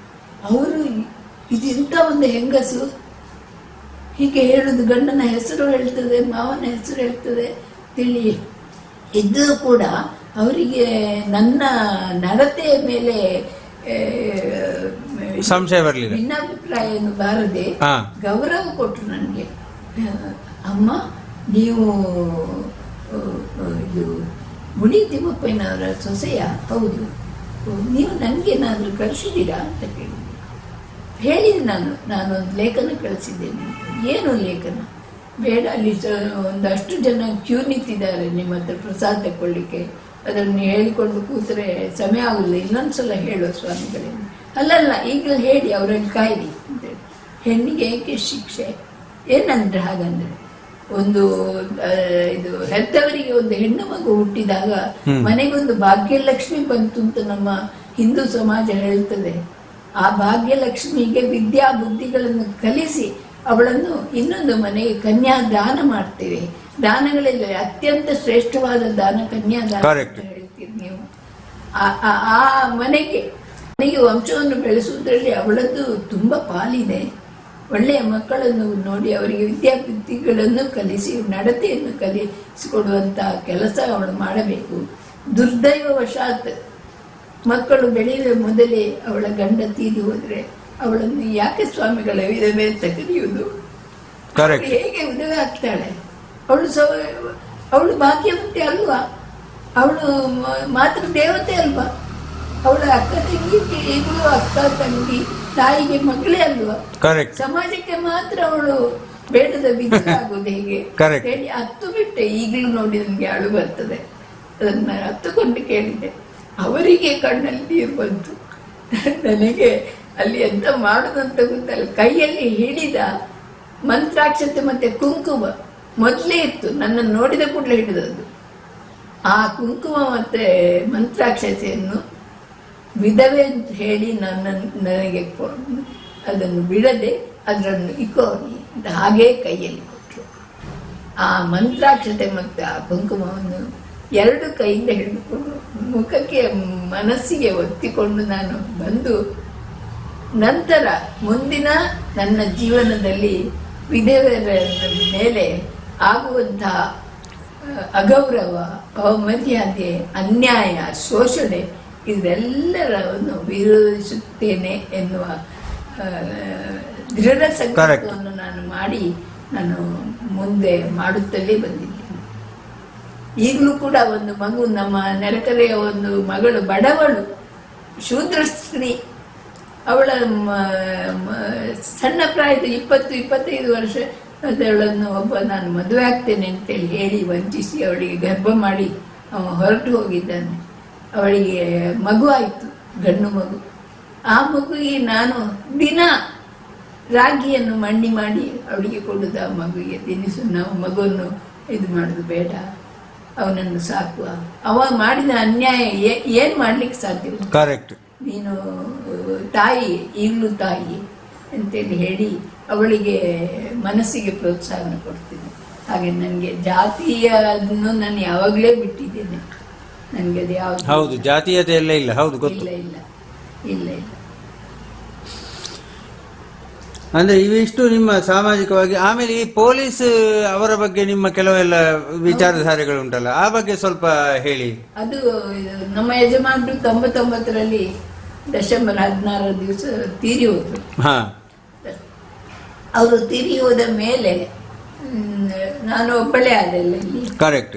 ಮತ್ತೆ ನಾನು, ನನ್ನ ಮಗ ಅಮೇರಿಕದಲ್ಲಿರೋದು, ಒಬ್ಬ ಮಗ ಬೆಂಗಳೂರಲ್ಲಿರೋದು. ನಮಗೆ ಇಬ್ಬರು ಗಂಡು ಮಕ್ಕಳು, ಜಯರಾಮ್ ಮತ್ತು ಮಹೇಶ್ ಅಂತೇಳಿ. ಅವ ಅಮೇರಿಕಕ್ಕೆ ಬಾ ಅಮ್ಮ ಪಾಸ್ಪೋರ್ಟ್ ಮಾಡಿಸುವ ಅಂತೇಳಿ ಹೇಳಿ ಪಾಸ್ಪೋರ್ಟಿಗೆ ಹೋಗುವಾಗ ಮಾಡಿಸುವಾಗ ಪೊಲೀಸರನ್ನು ಗುರ್ತಾಯಿತು. ಸ್ಟೇಷನ್ಗೆ ಹೋಗಲೇಬೇಕಲ್ಲ. ಕರೆಕ್ಟ್. ಸ್ಟೇಷನ್ಗೆ ಹೋಗಬೇಕು. ಸಬ್ ಇನ್ಸ್ಪೆಕ್ಟರ್ ಇದರಲ್ಲಿ ಅವರಿಗೆ ಸಹ ಗೊತ್ತಾಯಿತು. ಹಾಗೆ ಒಂದ್ಸಲ ನನಗೆ ಅಲ್ಲಿಂದ ಕಾಲ್ ಬಂತು, ಸಂಜೆ ಆಯಿತು, 7 ಗಂಟೆಗೆ ಬರಬೇಕಂತ ನೀವು ಸ್ಟೇಷನ್ಗೆ ಅಂತ ಒಬ್ಬ ಕಾನ್ಸ್ಟೇಬಲ್ ಫೋನ್ ಮಾಡಿದ. ಆವಾಗ ಅಯ್ಯೋ 7 ಗಂಟೆಗೆ ಬರಲಿ, ನನಗೆ ಹೆದರಿಕೆ ಆಗ್ತದೆ, ಹಿಂದೆ ನಾನು ಬರಬೇಕಲ್ಲ, ಒಬ್ಬಳೇ ಎಲ್ಲ ಇರೋದು, ನಾಳೆ ಬರ್ತೇನೆ ಅಂತೇಳಿ. ನಾಳೆ ಇನ್ಸ್ಪೆಕ್ಟರ್ ಸಿಕ್ಕುವುದಿಲ್ಲಮ್ಮ, ನಿಮಗೆ ಗೊತ್ತಿಲ್ಲ ಪೊಲೀಸ್ ನಮ್ಮ ಇದು ಕೆಲಸದ ಒತ್ತಡ ಏನಂತ ಗೊತ್ತಿಲ್ಲ, ಈಗಲೇ ಬನ್ನಿ ನೀವು ಅಂತೇಳಿ. ಮತ್ತೆ ಹೋಗಿ ಅಲ್ಲಿ ಹೋದ ಕೂಡಲೇ ಅಲ್ಲಿ ಎದುರು ನಿಂತವ ನನಗೆ ಸೆಂಟ್ರಿ ಅಂತ ಹೇಳಿದಂತೆ. ಅವನು ಏನಾಗಬೇಕು ಕೇಳಿದ. ನನಗೆ ಸಬ್ ಇನ್ಸ್ಪೆಕ್ಟರ್ ಬರಲಿಕ್ಕೆ ಹೇಳಿದ್ದಾರೆ, ಹೋಗಬೇಕು ಒಳಗೆ ಅಂತ. ಅದಕ್ಕೆ ಇಲ್ಲಿ ಅಂತ ಹೇಳಿದ್ದಾರೆ. ಅಲ್ಲಿ ಇನ್ಸ್ಪೆಕ್ಟರ್ ನನ್ನನ್ನು ನೋಡಿದರು. ಅವರು ಅವನಿಗೆ ಕೈ ಸನ್ನೆ ಮಾಡಿದ್ರು, ಒಳಗೆ ಕಳಿಸೋದನ್ನು. ಹಾಗೆ ಒಳಗೆ ಹೋದೆ. ಒಳಗೆ ಹೋಗಿ ನನ್ನ ಅರ್ಜಿಯನ್ನು ನೋಡಿದರು. ಮನೋರಮಾ ಭಟ್ ನೀವು? ಹೌದು. ಲೇಖಕಿಯ? ಹೌದು ಸರ್. ಲೇಖಕಿಯ ನೀವು? ಹೌದು. ನಾನು ನಿಮ್ಮ ಇದನ್ನು ಲೇಖನವನ್ನು ಎಲ್ಲ ಓದಿದ್ದೇನೆ. ಪೊಲೀಸ್ ಇಲಾಖೆಯಲ್ಲಿ ನಾವು ಕೆಲಸ ಮಾಡುವಾಗ ಸಾಹಿತ್ಯವನ್ನು ಓದಲಿಕ್ಕೆ ನಮಗೆ ಎಲ್ಲಿ ಪುಟಿನ್ ಅಂತೇಳಿ ಕ್ರಿಶ್ಚಿಯನ್ ಅವರು ಹೇಳಿದರು, ಸಮಯ ಇಲ್ಲ, ರಿಟೈರ್ಡ್ ಆಗ್ತೇನೆ ಬರುವ ವರ್ಷ, ಮತ್ತೆ ಓದ್ತೇನೆ ನಾನು ಅಂತೇಳಿ. ಅದಕ್ಕೆ ನಾನು ಹೇಳಿದೆ, ನಿಮಗೆ ಇಲ್ಲಿ ಒಂದು ನವಭಾರತ ಅಂತ ಇತ್ತು, ಪೇಪರ್ ಇತ್ತು, ಗೊತ್ತಾ ಅಂತೇಳಿ. ಏನು ಗೊತ್ತಿಲ್ಲದೆ ಎಂತ ಒಳ್ಳೆ ಪೇಪರು ನವಭಾರತ, ಡೈಲಿ ಪೇಪರ್ ಇದ್ದದ್ದು. ಅದರಲ್ಲಿ ಶಿಂಗಣ್ಣ ಅಂತ ಕಾರ್ಟೂನ್ ಬರ್ತಾ ಇತ್ತು. ಹೌದು, ಶಿಂಗಣ್ಣ ವಂಡರ್ಫುಲ್, ಅದು ಅವನ ತಂಗಿ ಸರ್ ನಾನು ಅಷ್ಟು ಹೇಳಿದ್ದೇ ತಡ. ಕಾಫಿ ತಗೊಂಡು ಬರೋ, ನಿಮಗೆ ಟೀಯ ಕಾಫಿಯೋ ಎಂತೆಲ್ಲ ತರಿಸಿ ನನಗೆ ಉಪಚಾರ ಮಾಡಿ ನನ್ನನ್ನು ಪೊಲೀಸ್ ಸ್ಟೇಷನ್ಗೆ ನನ್ನ ಮಾನಸಿಕವಾಗಿ ತುಂಬ ಹೊಂದಿಕೊಳ್ಳುವಂತೆ, ಹತ್ತಿರ ಬರುವಂತೆ, ಪ್ರೀತಿಸುವಂತೆ ಮಾಡಿ ಅಮ್ಮ ಅಂತೇಳಿ ಹೇಳಿದ್ರು ಅವರು, ಮೇಡಮ್ ಅಂತ ಹೇಳಲಿಲ್ಲ.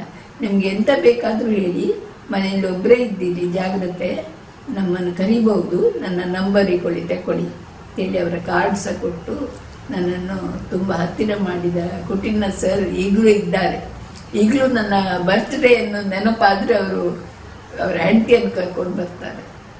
ಆ ನಂತರ ನನಗೆ ಪೊಲೀಸ್ ಇಲಾಖೆ ತುಂಬ ಹತ್ತಿರ ಆಯಿತು, ಮನಸ್ಸಿಗೂ ಹತ್ತಿರವಾಯಿತು. ಹಾಗೆ ತುಂಬ ಹತ್ತಿರ, ಭಾಳ ಚೆನ್ನಾಗಿ ನೋಡ್ಕೊಳ್ತಾರೆ ಅವರನ್ನು. ನಾನು ನಮ್ಮ ಮನೆ ಅದು ಉರುವ ಪೊಲೀಸ್ ಸ್ಟೇಷನ್ ಮೊದಲಲ್ಲಿ ಉರುವದಲ್ಲಿ ಇತ್ತು, ಈಗ ಇಲ್ಲಿ ಈಚೆ ಬಂದಿದೆ, ಉರುವ ಸ್ಟೋರಿಗೆ ಬಂದಿದೆ. ಕರೆಕ್ಟ್. ಹಾಗೆ ಅಲ್ಲಿ ಓಪನಿಂಗಿಗೆ ನಾನು ಹೋಗಿದ್ದೆ. ಓಪನಿಂಗಿಗೆ ಬಡಿಯಾಲ್ ಸರ್ SP ಇದ್ದರು, ಅವರು ಓಪನ್ ಮಾಡಲಿಕ್ಕೆ ಬಂದಿದ್ದರು. ಹಾಗೆ ಗುರ್ತಾದದ್ದು ಎಲ್ಲ ಕಾನ್ಸ್ಟೇಬಲ್ಗಳನ್ನು ಎಲ್ಲರನ್ನೂ ಸಹ ನಮಗೆ ಗುರ್ತಾಗ್ತಾ ಇದ್ದಾರೆ, ಮನೆಗೆ ಬರ್ತಾರೆ. ಇಲ್ಲಿ ಊರಿನಲ್ಲಿ ಏನಾದರೂ ಸ್ಟ್ರೈಕ್ ಎಲ್ಲ ಆಗಿ ಹೋಟೆಲ್ ಇಲ್ಲದೆ ಗಲಾಟೆ ಆದಾಗ ನನಗೆ ಫೋನ್ ಮಾಡಿ, ಒಂದು 10 ಜನ ಬರ್ತೇವೆ, ಸ್ವಲ್ಪ ಅನ್ನ ಮಾಡಿ ಗಂಜಿ ಮಾಡಿದರೆ ಸಾಕು, ಬರಲ್ಲ ಅಂತೇಳಿ ಕೇಳ್ತಾರೆ. ಹಾಗೆ ಬಂದು ಊಟ ಮಾಡಿ ಸಹ ಎಲ್ಲ ಹೋಗ್ತಾರೆ. ಅವರ ಚಿಂತನೆಗಳಲ್ಲಿ, ಅವರ ಕಷ್ಟ ಸುಖದಲ್ಲಿ, ಅವರ ಮಕ್ಕಳಿಗೆ ಕನ್ನಡ ಪ್ರಬಂಧ ಬರೆದುಕೊಡೋದು ಹೇಗೆ ಅಂತೇಳಿ ಕಲಿಸ್ಲಿಕ್ಕೆ ಇತ್ಯಾದಿಗೆ ಎಲ್ಲ ಅವರು ನನ್ನನ್ನು ಬಳಸಿಕೊಳ್ತಾರೆ. ಕರೆಕ್ಟ್. ಅದು ನನಗೆ ತುಂಬ ಮನಸ್ಸಿಗೆ ಸಂತೋಷ ಕೊಡ್ತಾರೆ. ಈಗಲೂ ಕೂಡ ಪಾಯಿಂಟ್ ಬುಕ್ ಇಟ್ಟು ರಾತ್ರಿಗೆ ಇಬ್ಬರು ಬಂದು ಅಲ್ಲಿ 1 ಗಂಟೆ ಕೂತು ಸೈನ್ ಹಾಕಿ ಎಲ್ಲ ಹೋಗ್ತಾರೆ. ಅವರಿಗೆ ನಾನಲ್ಲಿ ಹೊರಗೆ ವ್ಯವಸ್ಥೆ ಮಾಡಿದ್ದೇನೆ, ಫ್ಯಾನ್ ಎಲ್ಲ ಹಾಕಿ ಕೂತ್ಕೊಳ್ಳುವಂಥ ವ್ಯವಸ್ಥೆ ಎಲ್ಲ ಮಾಡಿದ್ದೇನೆ. ನಾವು ಪ್ರೀತಿ ಮಾಡಿದ್ರಲ್ವ ಅವರು ಪ್ರೀತಿ. ಹೌದು ಹೌದು. ಇಲ್ಲ ಇದ್ರೆ ಕಾಕಿ ಖದೀಮ, ಕಾಫಿ ಉಡುಗೆ ಖದೀಮ ಅಂತ ಹೇಳ್ಕೊ ನಾವು ಜೋರು ಮಾಡೋದು ಯಾಕೆ?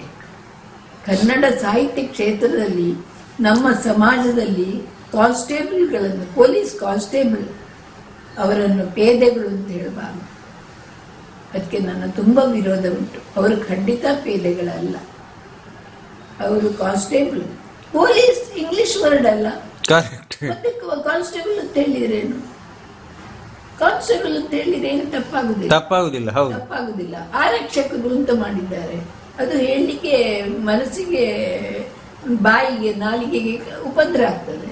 ಅದಕ್ಕೆ ನಾವು ಅವರನ್ನು ಪೊಲೀಸರು ಅಂತ ಹೇಳಿ ಮಾತ್ರ ಹೇಳುವ. ಕರೆಕ್ಟ್ ಅಲ್ವಾ? ಪೊಲೀಸರು ಅಂತ ಹೇಳಿದ್ರು, ಅವರನ್ನು ಬೇದೆಗಳು ಅಂತ ಯಾಕೆ ಕರೀತಾರೆ? ಹೌದು. ಈಗ ನೋಡಿ, ನಿಮ್ಮ ಯಜಮಾನರು, ಅವರ ಉದ್ಯೋಗವೇ ಬೇರೆ, ಅವರ ಒಂದು ಕಾರ್ಯಕ್ಷೇತ್ರವೇ ಬೇರೆ, ನಿಮ್ಮದು ಬೇರೆ, ಮತ್ತು ಅವರು ಸ್ವಲ್ಪ ಯಕ್ಷಗಾನದ ಬಗ್ಗೆ ಅಗಾಧವಾಗಿ ಅವರು ಒಂದು ಕೆಲಸ ಮಾಡಿದವರು.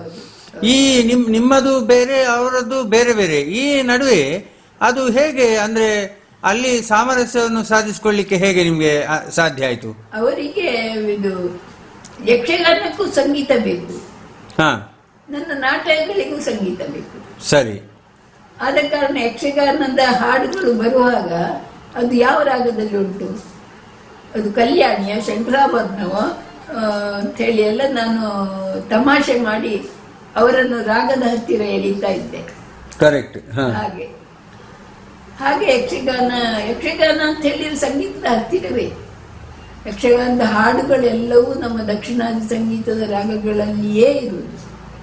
ಮತ್ತೆ ಆ ಭಾವನೆಗಳು ಎಂದೂ ಕೂಡ ಕತೆ, ನಮ್ಮ ತಂದೆಯವರು ತುಂಬ ನಮಗೆ ಪುರಾಣದ ಕಥೆಗಳನ್ನು ಹೇಳ್ತಿದ್ರು, ಸಂಸ್ಕೃತ ಪಂಡಿತರಲ್ವ. ನಮಗೆ ದಿನ ರಾತ್ರಿ ಮಕ್ಕಳಿರುವಾಗ ಕಥೆಗಳನ್ನು ಹೇಳಿಯೇ ಹೇಳ್ತಿದ್ರು. ಆದ ಕಾರಣ ಯಕ್ಷಗಾನದಲ್ಲಿ ಇರುವುದೇ ಪೌರಾಣಿಕ ಪ್ರಜ್ಞೆ ಇರುವ ಪೌರಾಣಿಕ ವ್ಯಕ್ತಿಗಳೇ ಇರುವುದಲ್ವ, ರಾಮ, ಭೀಮ, ಸೀತೆ ಇತ್ಯಾದಿ ಎಲ್ಲ. ಹಾಗಾಗಿ ಅದು ನಮಗೆ ಬೇರೆ ಬೇರೆ ಅಂತ ಅನಿಸ್ಲೇ ಇಲ್ಲ, ಎಂದೂ ಅನಿಸ್ಲಿಲ್ಲ. ಯಾಕಂತೇಳಿದ್ರೆ ನಾನು ಮುಂಗಾರು ಪತ್ರಿಕೆಗೆ ಬರೆದು ಕೊಡುವಂತಹ ವಾರದ ಲೇಖನವನ್ನು ಪೋಸ್ಟ್ ಮಾಡ್ತಿರ್ಲಿಲ್ಲ. ಕರ್ಗಲ್ಪಾಡಿ ಮನೆಯಿಂದ ಹತ್ತಿರ ಇತ್ತು ಮುಂಗಾರು ಆಫೀಸು. ಇವ್ರ ಆಫೀಸಿಗೆ ಹೋಗುವಾಗ ಅದನ್ನು ಕೊಟ್ಟು ಹೋಗುದು. ಅವರು ಕೊಡುದಿಲ್ಲ, ಪೋಸ್ಟ್ ಮಾಡು ಅಂತೇಳಿ ಎಲ್ಲ ಪಿರಿ ಮಾಡ್ತಿರ್ಲಿಲ್ಲ. ಅದೇನಿಲ್ಲ, ನಾನು ಬರೆದದ್ದನ್ನು ಅವರು ಓದ್ತಿದ್ರು, ತಪ್ಪಿದ್ರೆ ಹೇಳ್ತಿದ್ರು. ಒಂದು ಕಥಾ ಸಂಕಲನಕ್ಕೆ ನಾನು ಶಬ್ದಗಳಾಗದ ಧ್ವನಿಗಳು ಅಂತ ಕೊಟ್ಟುಬಿಟ್ಟೆ. ಅಯ್ಯೋ ಮಾರಾಯ್ತಿ, ಶಬ್ದಗಳಾಗದ ಧ್ವನಿಗಳಂದ್ರೆ ಅದು ಅರ್ಥದಲ್ಲಿ ಉಂಟು, ಶಬ್ದವೇ ಧ್ವನಿ. ಧ್ವನಿಯೇ ಶಬ್ದ ಹೇಳಿ ನನ್ನನ್ನು ಬಹಳ ತಮಾಷೆ ಮಾಡಿದ್ದಾರೆ. ಅದು ನಾನು ಹೇಳಿದೆ, ನಾನು ಆ ಶಬ್ದಗಳಾಗದ ಧ್ವನಿಗಳು ಅಂತ ಇಟ್ಟದ್ರ ಒಳಗೆ ಆ ಭಾವನೆ ಬೇರೆ ಉಂಟು. ಕರೆಕ್ಟ್. ಆ ಕಥೆಯಲ್ಲಿರುವ ಭಾವನೆ ಬೇರೆ ಉಂಟು ಅಂತೇಳಿ. ನಮ್ಮ ಮನೆಯಲ್ಲಿ ಒಂದು ಕೆಲಸದ ಹುಡುಗಿ ಬರ್ತಾ ಇದ್ಲು. ಅವಳು ಈ ಮನೆಯಲ್ಲಿ, ಅವಳು ಶಾಲೆ 7ನೇ ಕ್ಲಾಸಲ್ಲಿ ಬಿಡಿಸಿ ಅವಳನ್ನು ಮನೆ ಕೆಲಸಕ್ಕೆ ಹಾಕಿದ್ರು. ನಮ್ಮ ಮನೆಯಲ್ಲಿ ಅವರೇ ಕೆಲಸ ಮಾಡಿದ್ರು. ಹಾಗೆ ಅವಳು ಅಲ್ಲಿ ಬಟ್ಟೆ ಒಗೆಯುವ ಕಲ್ಲಿನ ಹತ್ರ ಹೋಗುವಾಗ ಮಾರ್ಗದ ಬದಿಯಲ್ಲಿ ಒಬ್ಬ ಹುಡುಗ ಬಂದು ಅವಳ ಹತ್ರ ಮಾತಾಡ್ತಾ ಇದ್ದ.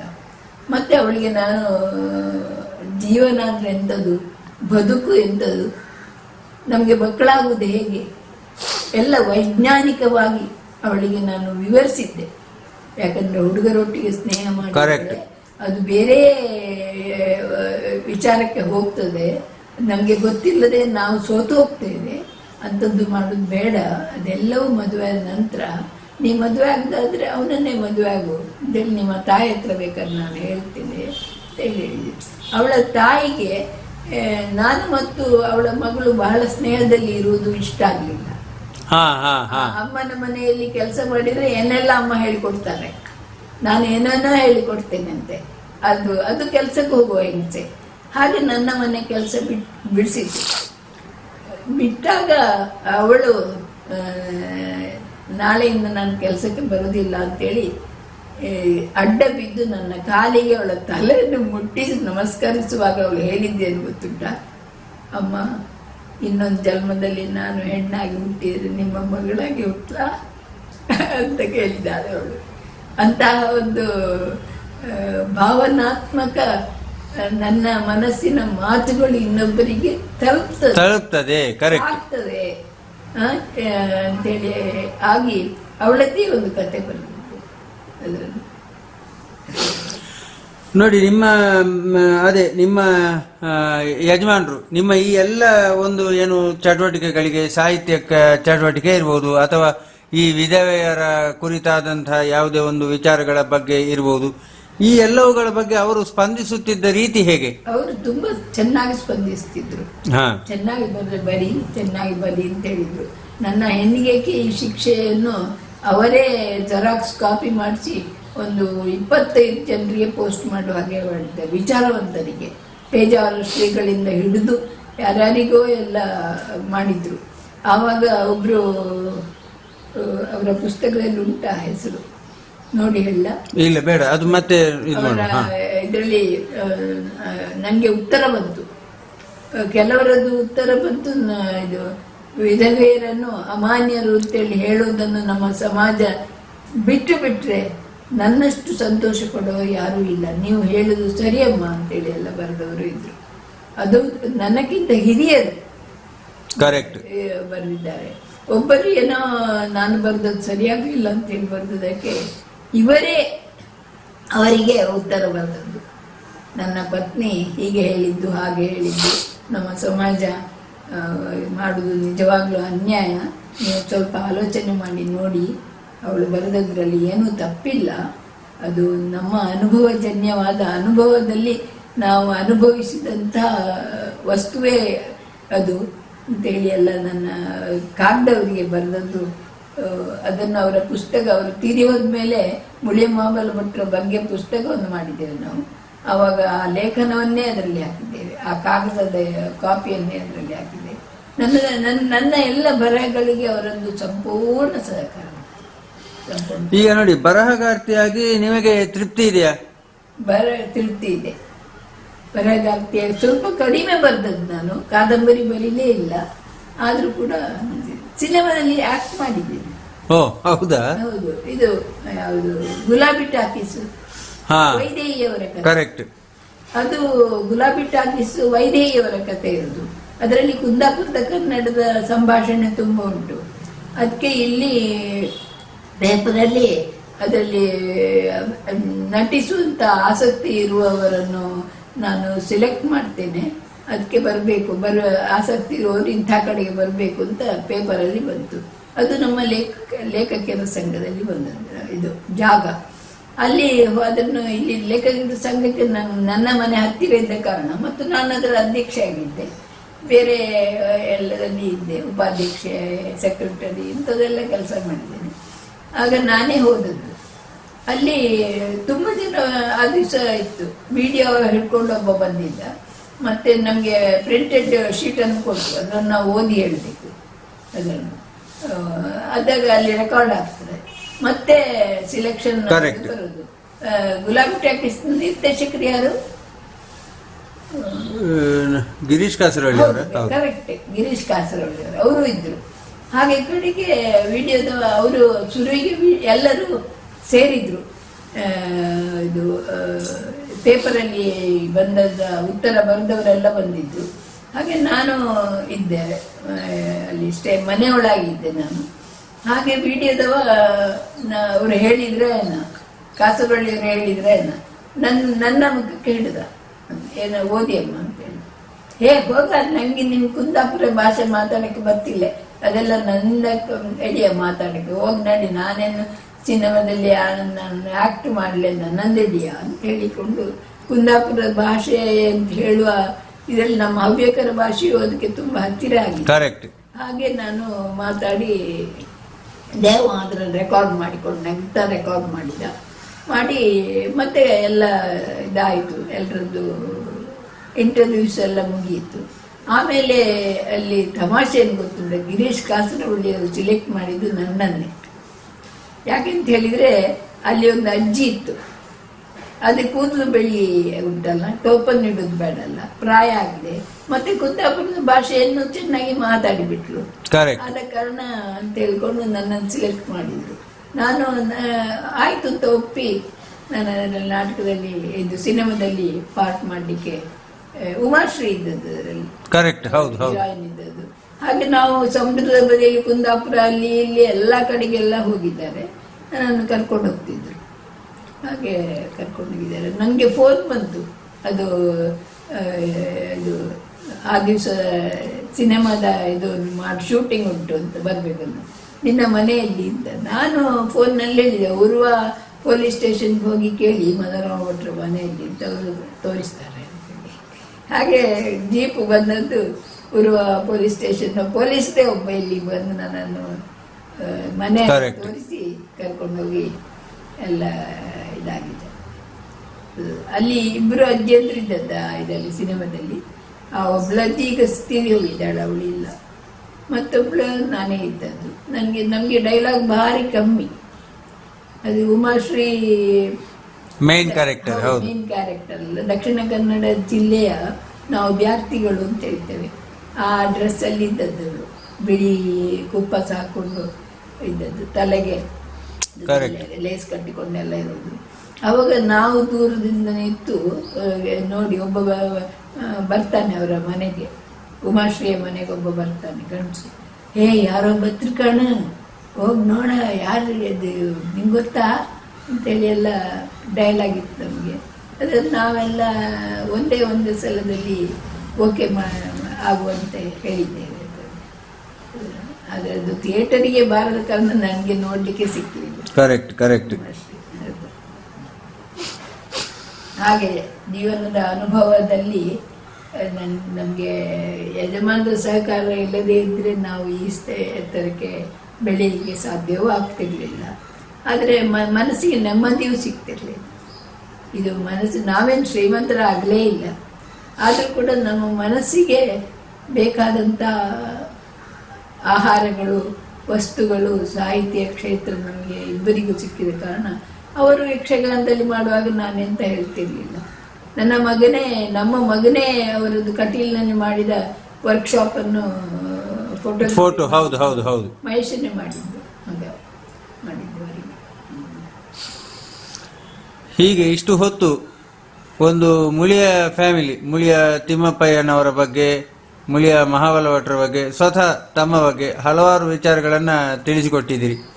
ನಿಮಗೆ ಏನು ಸಾಹಿತ್ಯ ಲೋಕದ ಅಭಿಮಾನಿಗಳೆಲ್ಲರ ಪರವಾಗಿ ನಿಮಗೆ ಅನಂತ ಧನ್ಯವಾದಗಳು ಮೇಡಮ್. ಹೌದು, ಈಗಲೂ ನೋಡಿ ನಾನು ಒಬ್ಬಳೇ ಇದ್ದೇನೆ ಅಂತ ನನ್ನ ಅನಿಸೋದೇ ಅಲ್ವಾ, ಕಾಣುದಿಲ್ವ, ಮೇಜಿನ ತುಂಬಾ ಇರೋದು ಪುಸ್ತಕ, ಬೇರೆ ಎಂಥದ್ದು ಇಲ್ಲ. ನನ್ನ ಮನೆಯಲ್ಲಿ ಇರೋದು ಪುಸ್ತಕಗಳು ಮಾತ್ರ. ಹಾಗೆ ಒಂದಲ್ಲ ಒಂದು ಏನಾದರೂ ಒಂದು ಓದ್ತಾ ಇರ್ತೀನಿ. ಓದಿ ನನ್ನ ಅನುಭವಕ್ಕೆ ಈಗಲೂ ಕೂಡ ನಾನು ಬರೆಯುವುದಿಲ್ಲ ಅಂತೇಳಿ ಹೇಳಲಿಕ್ಕೆ ಸಾಧ್ಯ ಆಗೋದಿಲ್ಲ, ಬರೀತೇನೆ. ಜೀವನ ನಡೀತದೆ, ಎಲ್ಲ ಒಂದು ರೀತಿಯಲ್ಲಿ ಜೀವನ ನಡೀತದೆ, ನಡೀಲೇಬೇಕಲ್ವಾ. ನಾವು ಒಂದು ನಾಯಿಗಳನ್ನು ಸಾಕಿದ್ದೆವು ನಾವು ಮಕ್ಕಳು ಸಣ್ಣವರಿರುವಾಗ. ಆ ಒಂದು ದಿವಸ ಒಂದು ನಾಯಿ ಬಂದು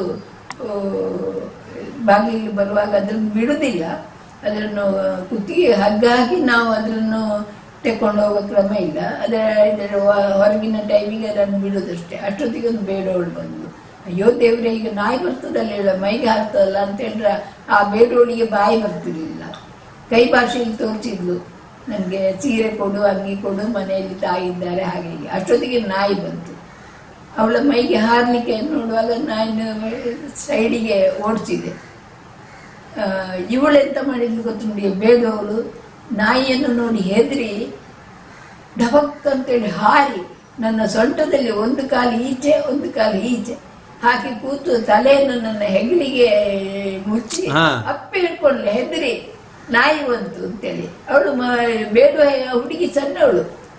ಆವಾಗ ಅವಳ ಅಪ್ಪಿ ಹಿಡಿದುಕೊಂಡ ಆದಂತಹ ಒಂದು ಅನುಭವ ಉಂಟಲ್ಲ, ನಾನು ಹೇಳುದು ನನ್ನ ವೈಯಕ್ತಿಕ ಅನುಭವಗಳು ನನಗೆ ಹೇಗೆ ಪರಿಣಾಮ ಮಾಡ್ತಾರೆ, ಅದು ನನಗೆ ಎಷ್ಟು ಸಂತೋಷ ಆಯಿತು ಅಂತೇಳಿ ಹೇಳಿದರೆ.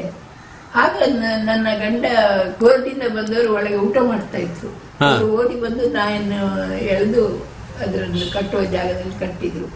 ಇವಳನ್ನು ನಾನು ಸೊಂಟದಿಂದ ಇಳಿಸಿ ಅವಳಿಗೆ ಎಂಥದೆಲ್ಲ ಕುಡಿಲಿಕ್ಕೆಲ್ಲ ಕೊಟ್ಟೆ ಆ ಮಗುವಿಗೆ. ಆಮೇಲೆ ನಮ್ಮ ಕುಟುಂಬದಲ್ಲಿ ಒಂದು ದಂಪತಿಗಳಿಗೆ ಮಗುವೇ ಆಗಲಿಲ್ಲ. ಮಗು ಆಗುವ ಅವಕಾಶ ಕೂಡ ನಿಮ್ಮ ಜೀವನದಲ್ಲಿ ಇಲ್ಲ. ವೈದ್ಯಕೀಯವಾಗಿ ಹೇಳುವುದಾದರೆ ಇಲ್ಲ ನಿಮಗೆ ಅಂತೇಳಿ ಹೇಳುವಾಗ ನಾನು ಹೇಳಿದೆ, ಮಗು ಯಾರ್ದಾದ್ರೆ ಒಂದು ಮಗುವನ್ನು ನಾವು ದತ್ತು ತಕ್ಕೊಳ್ಳೋಣ. ಆ ಮಗುವಿನ ಅಪ್ಪುಗೆ ಉಂಟಲ್ಲ, ಆ ಅಪ್ಪುಗೆ ಆದಂತಹ ಇದು ಆಗುವಾಗ ನಾವು ಕಡೆಗೆ ನಮ್ಮ ಕುಟುಂಬದಲ್ಲಿ ಒಂದು ದಂಪತಿಗಳಿಗೆ ಒಂದು ಮಗುವನ್ನು ಒಬ್ಬರು ಡಾಕ್ಟ್ರೇ, ಸಾವಿತ್ರಿ ದೈತೋಟ ಅಂತ ಡಾಕ್ಟ್ರ್ ಇದ್ದರು. ಅವರು ಈ ಥರ ಹೇಳಿ ಒಳ್ಳೆಯ ಬುದ್ಧಿವಂತರ ತಂದೆ ತಾಯಿಗಳಿಗೆ ಹುಟ್ಟಿದ ಮಗು, ಮದುವೆ ಆಗದವರು ಎಲ್ಲ ಗರ್ಭಿಣಿಯಾಗಿ ಹುಟ್ಟಿದ ಒಂದು ಮಗು, ಗಂಡು ಮಗು ಇದ್ದರೆ ನಮಗೆ ಕೊಡಿ ಅಂತೇಳಿ ಹೇಳುವರು. ಅವರೇ ತೆಗೆಸಿಕೊಟ್ಟವ ಈಗ ಎಂಜಿನಿಯರಿಂಗ್ ಓದ್ತಾ ಇದ್ದಾನೆ. ಅವ ನಮಗೆ ದತ್ತುಪುತ್ರ ಅಂತೇಳಿ ಆಗಲೇ ಅನ್ನಿಸ್ಲೇ ಇಲ್ಲ.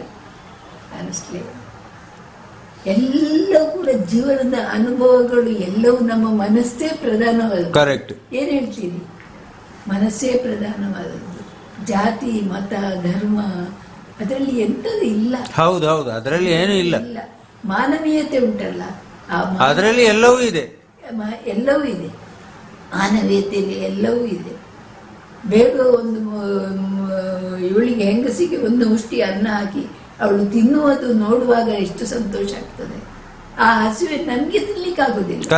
ನಾವು ಟೇಬಲ್ ಮೇಲೆ ಕೂತ್ಕೊಂಡು ಅನ್ನ ತಿನ್ನುವಾಗ ನಮ್ಗೆ ರುಚಿಯೇ ಆಗುದಿಲ್ಲ ಅಲ್ವಾ?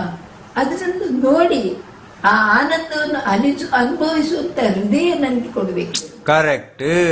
ಬಹಳ ಒಳ್ಳೆ ಮಾತು. ಹೌದು, ಆ ಹೃದಯ ನನಗೆ ಕೊಡ್ಬೇಕು. ಹಾಗಾದ್ರೆ ಇಲ್ಲಿ ಒಂದ್ಸಲ ಊಟ ಮಾಡುವಾಗ ಪೊಲೀಸ್ನವರು ಊಟ ಮಾಡುವಾಗ ಬಂದಾಗ ಎಂತ ಬಂದ್ರು ಕಾನ್ಸ್ಟೇಬಲ್ಸ್, ನೋಡಿಕೊಂಡು ನಿಲ್ತಿ ಟೇಬಲ್ ಮೇಲೆ ಎಲ್ಲ ಖಾಲಿ ಮಾಡಿದಾರಲ್ಲ, ತಟ್ಟೆ ತಂದು ಇಟ್ಟು ಅಡಿಗೆ ಕೊನೆಯಿಂದ ಇಡೀ ನೀವು ಅಂತ ಅವ್ರು ಇಟ್ಟರು. ಪದಾರ್ಥದ್ದು ಅನ್ನದ್ದು ಎಲ್ಲ ಇದು ಬಂತು ರುಚಿಯಾಗ. ಒಬ್ಬ ಮುಸ್ಲಿಂ ಪೀಸಿ ಇದ್ದ, ಅದ್ರಾಮ ಅಂತ ಅವನ ಹೆಸರು. ಎಂತ ಅದ್ರಾಮ ನೋಡಿಕೊಂಡು ನಿಲ್ತಿ ಬಾಯಿಲಿ ಅಂತ ಹೇಳಿದೆ. ಬಂದ ನನ್ನ ತಟ್ಟೆಗೆ ಯಾರನ್ನು ಹಾಕಬೇಡಿ ಅಂತ ಹೇಳಿದ್ದೇನೆ ಮೊದಲೇ. ಹಾಗೆ ನನ್ನ ತಟ್ಟೆಗೆ ನಾನು ಹೇಳಿದೆ ಅದ್ರಾಮ ಅಲ್ಲ ಬಾ ಅಲ್ಲ ಅದ್ರಾಮ ಅಂತ ಕರೀಲಿಲ್ಲ, ನನ್ನ ತಟ್ಟೆಗೆ ನೀನನ್ನ ಹಾಕು ಅಂತ ಹೇಳಿದೆ. ಅಯ್ಯೋ ಈ ಭಟ್ರ ಅಮ್ಮ ಎಂಥದ್ದು ನಾನು ತನ್ನ ಹಾಕುದು ಅಂತ ನಿಂಗೆ ಮನಸ್ಸಲ್ಲಿ ಆಯ್ತಾನ ಅಂತೂ ಹಾಕಿದ.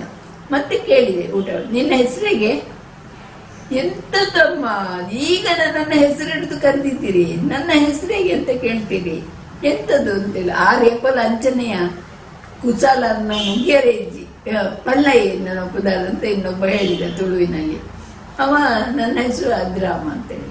ನೋಡು, ನಿನ್ನ ಹೆಸರು ಅದ್ರಾಮ, ನನ್ನ ಮಗನ ಹೆಸರು ಜಯರಾಮ. ಎಲ್ಲಿ ಉಂಟು ವ್ಯತ್ಯಾಸ? ಕರೆಕ್ಟ್. ಎಲ್ಲಿ ಉಂಟ ವ್ಯತ್ಯಾಸ ಅಂತ ಹೇಳಿದೆ.